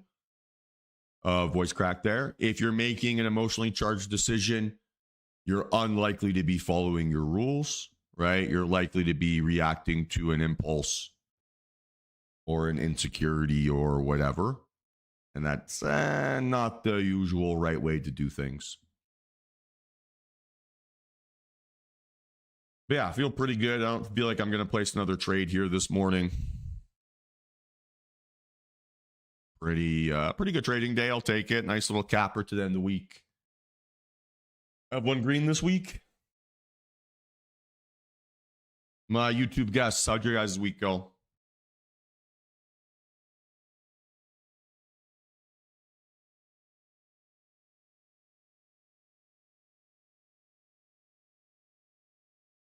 Let's go, Chris. Good job.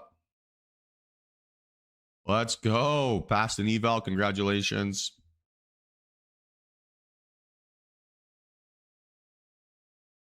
Let's go, Barkley. Well done.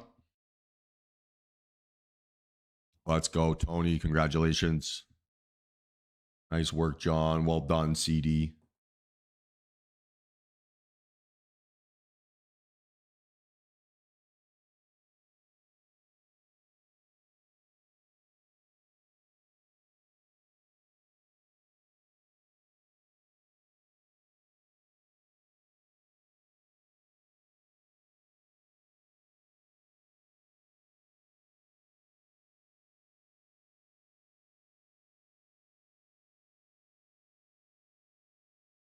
Let's go, Eric. Nice work.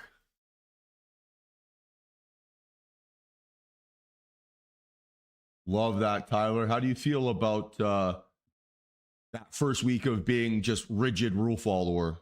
How do you feel?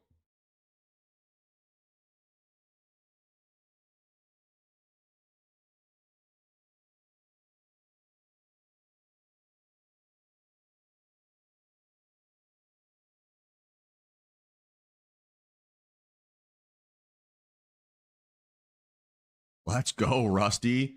3x payout month. Congratulations. That's not too shabby. Love that, Tyler. I always say, guys, like I'm or I say this to myself, I guess, probably more than anything else. But it's like I am extremely quote unquote disciplined when I am trading so that I can be undisciplined in every other element of my life, right? So like suffering for 90 minutes a day of listening to Michael in the future instead of Michael in the present means that Michael in the future has a lot more fun, right? I can do that impulse purchase. I can go on that vacation whenever I want. I don't have to worry about, like I just bought a new winter jacket, right? And I walked into a store and I bought it and it was like $1,200. I was like, oh my God, this is fucking disgusting. But I can do that without having to like think about it. So it's like the reward of being disciplined for that 90 minutes means that I can be undisciplined and do whatever the heck I want for the other 23 and a half hours of my life. That's a pretty good deal. Like that's a good risk reward. That's a good trade-off. So I find trading to be fun regardless, right, of how big my P&L is on a daily basis. So why not have it fun, get the results that I want long term, and then be able to live my life without any restrictions? It's a lot better. It's a lot better. I don't have a boss. I don't have someone who's like, oh, you got to do this, you got to do that. I don't do anything that I don't want to do. That's epic. That's a dream. That's something to be super grateful for. And it's something that you all have the ability and potential to accomplish yourselves. You just have to commit to being stubborn and trusting yourself for 90 minutes a day. You're spot on, Roberto. You're spot on.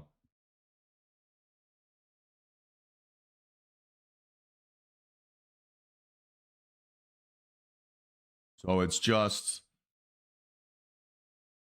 like, yeah, there's a certain price you have to pay for freedom. So why not pay the toll, right? It's worth it.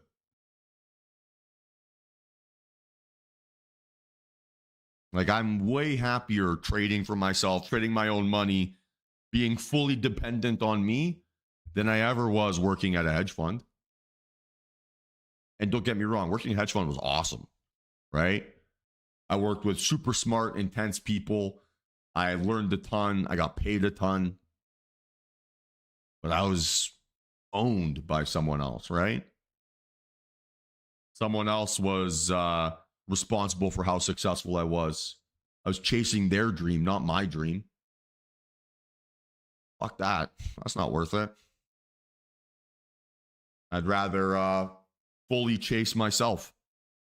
Well, that sounds weird, but I'd rather fully believe in myself, and I'd rather die trying to accomplish my potential than die not having chased going after it, right?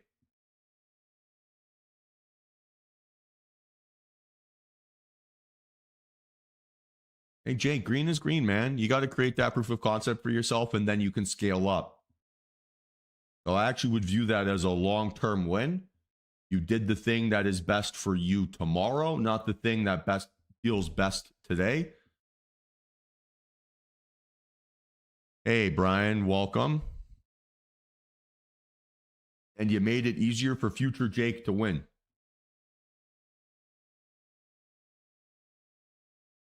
Enjoy, James.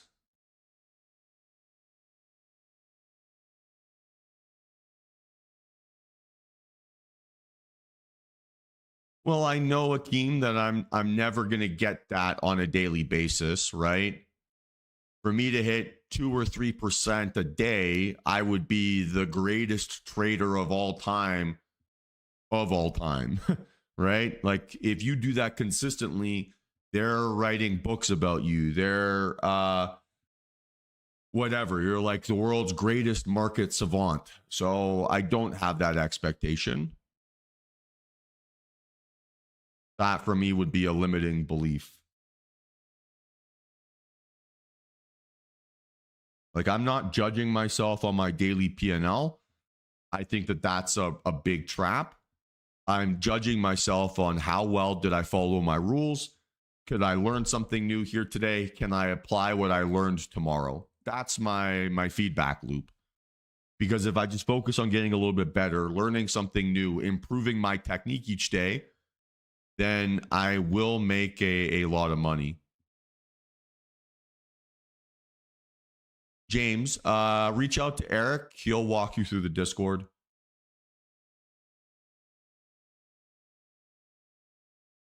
So my expectations, the way that I judge myself is not a P&L thing. My P&L is a lagging indicator of how much control I exert over my decisions and how well do I follow my rules. That's it. If I do that, I'll crush it. If I don't, I won't.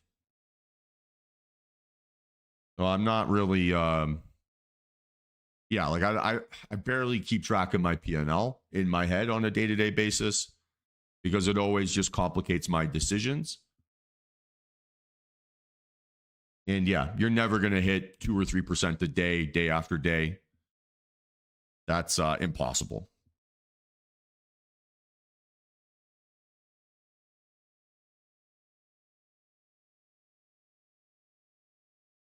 What do you mean by that, Brian? That's very general, so I'm not sure how to answer that.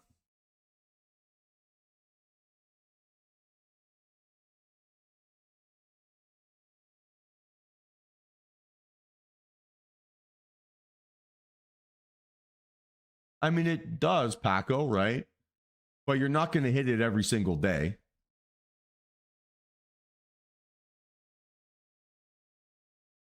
So, like, I hate generally like daily P&L objectives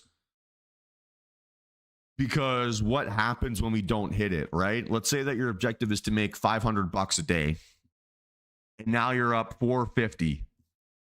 A lot of people will hit 450 and be like, oh man, I'm not at 500. Now let me take a trade just to get to 500. They break their rule. They trade for P&L. And then next thing you know, they lost money on that trade and they're down to $200. And now they make a trade to just get back to that 450 they were at initially. No, Brian, I mean, just go through the Discord, go through the trading basics channel and how DTR trades channel, and you will learn my entire strategy and all my rules. So I'm happy to talk about it, but just like for me to say that, hey, list off all your rules, I don't know if I could do that. So you can get 1% better every single day, but not from a P&L perspective. That's not going to happen every single day. You can maybe average that, especially if you have a smaller account. But like you just run out of liquidity eventually, right?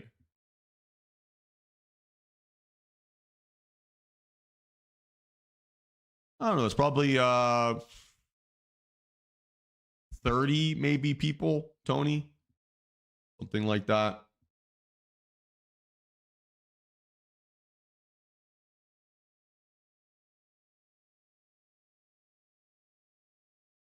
So it's like if I hold myself to the standard, I'm just going to improve my technique just a little bit every single day. I will make a lot more money than if I say I need to make money every single day. And I'm like I said, guys, I'm going to lose a lot. I'm going to have a lot of losing days still, a lot of losing trades, a lot of whatever. It's just a part of the game. So my job as a trader is to turn a negative into a positive, right? How can I gamify being okay with losing? And the easiest way to do that, right, is to gamify losing small and to gamify your study process, win, lose, or draw. You do that, you'll get 1% better a day. You'll make a ton of money. You'll crush it. So let's see, what am I per account this year? I'm at approximately 170K. So that means I'm going to make like, I don't know, maybe 120, 130% on the year. So it's not 1% better a day, but that is still incredibly strong performance. So I can live with that. That's pretty happy. In my personal account, the performance isn't that good because I've got more capital. So you just run out of liquidity to trade that aggressively. But your potential here is unlimited as long as you learn to control your impulsive and dumb decisions.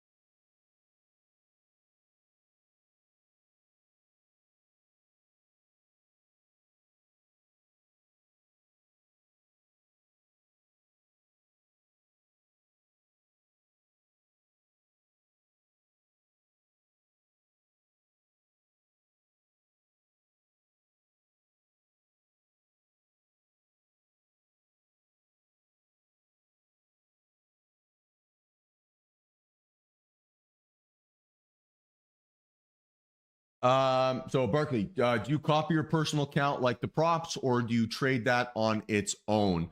I trade it on its own, same entries, same stop losses, same whatever. I just don't trust the third-party trade copiers to not eventually do something stupid. And there's just too much money in that account to risk it on a third-party service that costs, $200 or something along those lines. So I just the risk reward of copying it with my props isn't worth it. I have quite a lot of responsibility with that account because it's a personal fund for my dad, my sisters, and I guess kind of myself. So it's kind of like my dad's retirement fund. It's my sister's mortgage fund. It's my other sister's I can be a doctor in Africa fund. I just have multiple order windows up, right? I have a whole monitor that you guys can't see that is entirely dedicated to trade execution.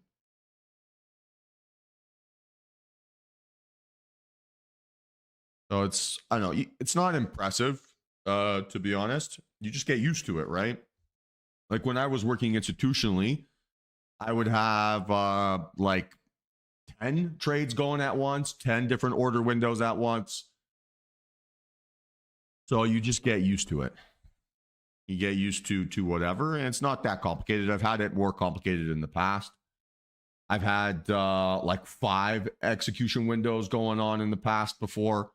Right now, I'm only rocking 2. That's pretty easy. And it's like why I stress the muscle memory of your entry technique.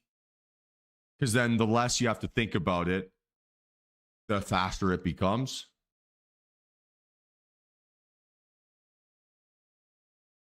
So that's really all it is.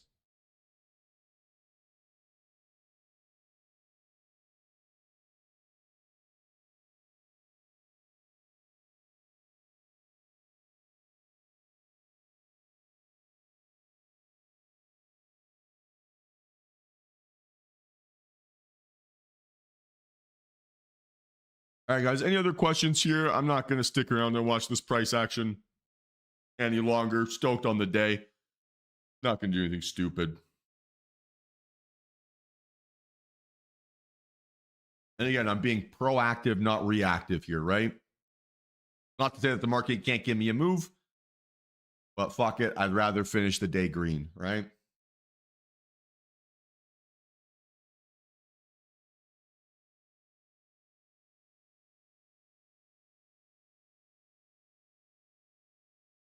One and done's the best feeling on a Friday, too.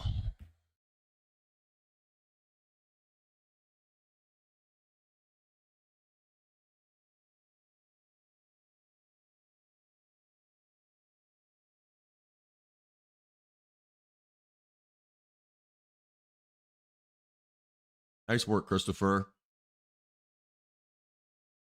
Time to start scaling that up and get funded, man.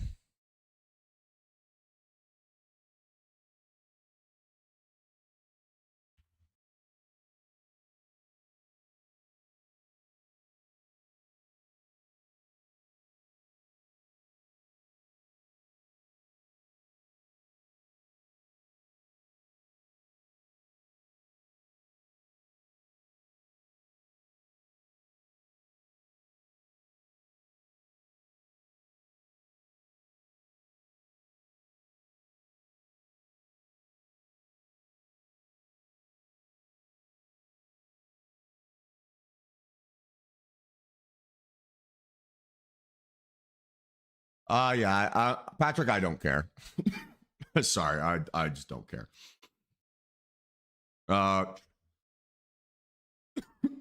Execute that goal.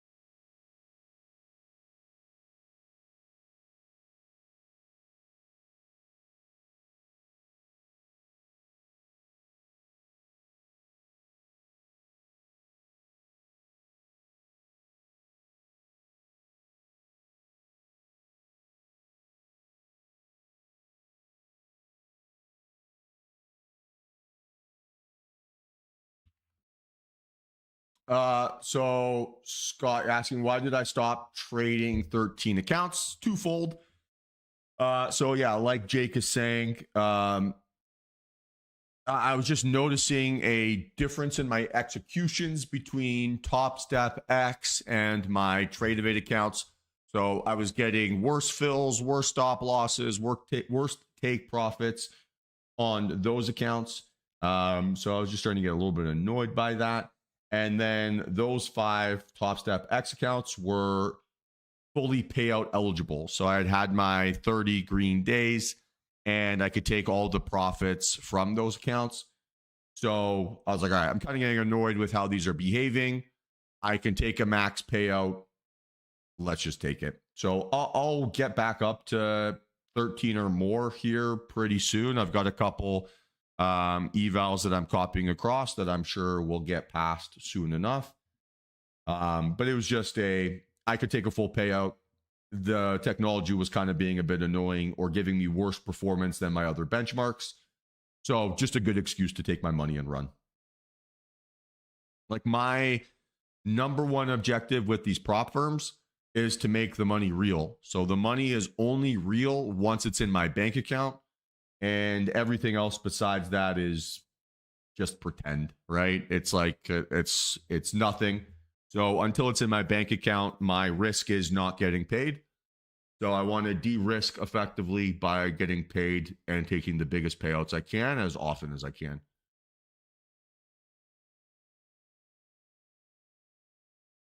Make sense?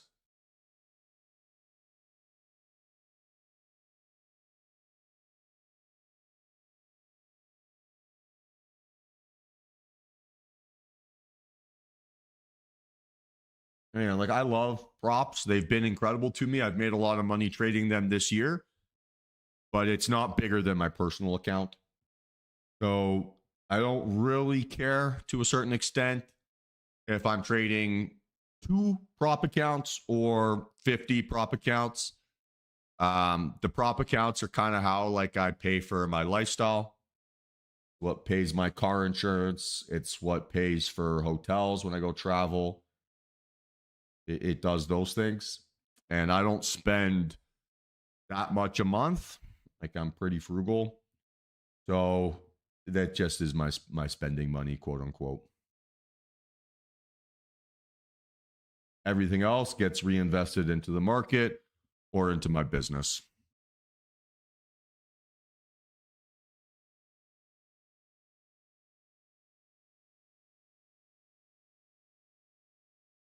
All right. Any other questions here, team? Any other questions?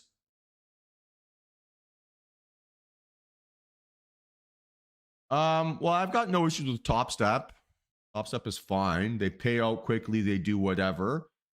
I'm just not a huge fan of them only offering one solution to trade with, right?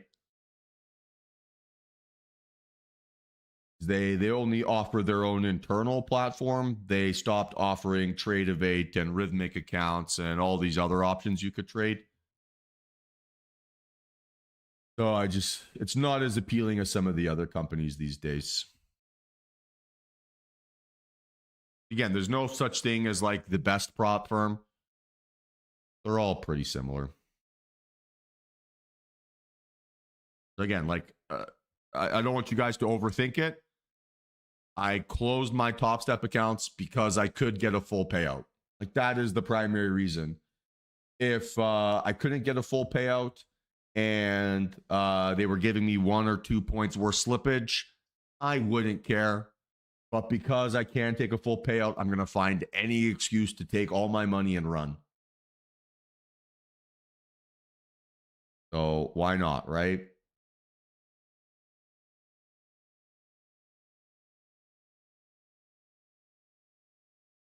Like it's not, don't overthink the technical. It's a pure greed decision. I would have no problems trading Top Step again. I would have no problems pretty much trading any top prop firm. I've never had any drama or like crazy significant issues.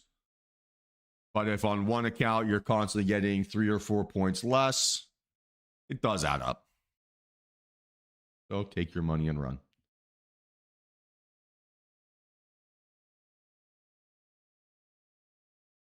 Right now, my favorite prop firm is Take Profit Trader.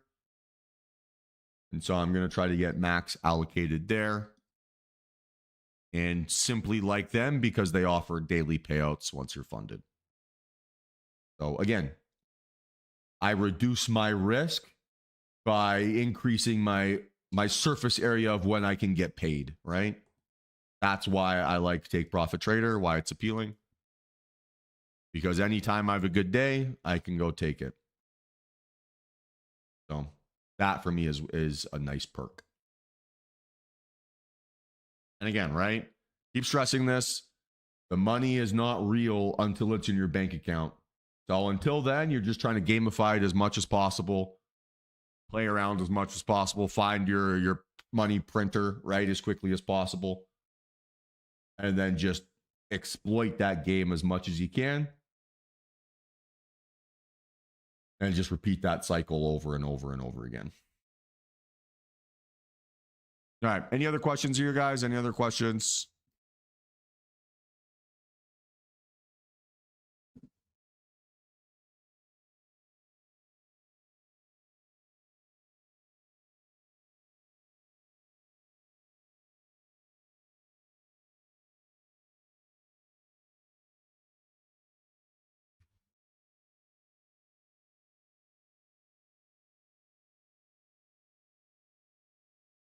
Depends on the broker, Ian. I can't comment on each broker's specific margin requirements. I would just Google that.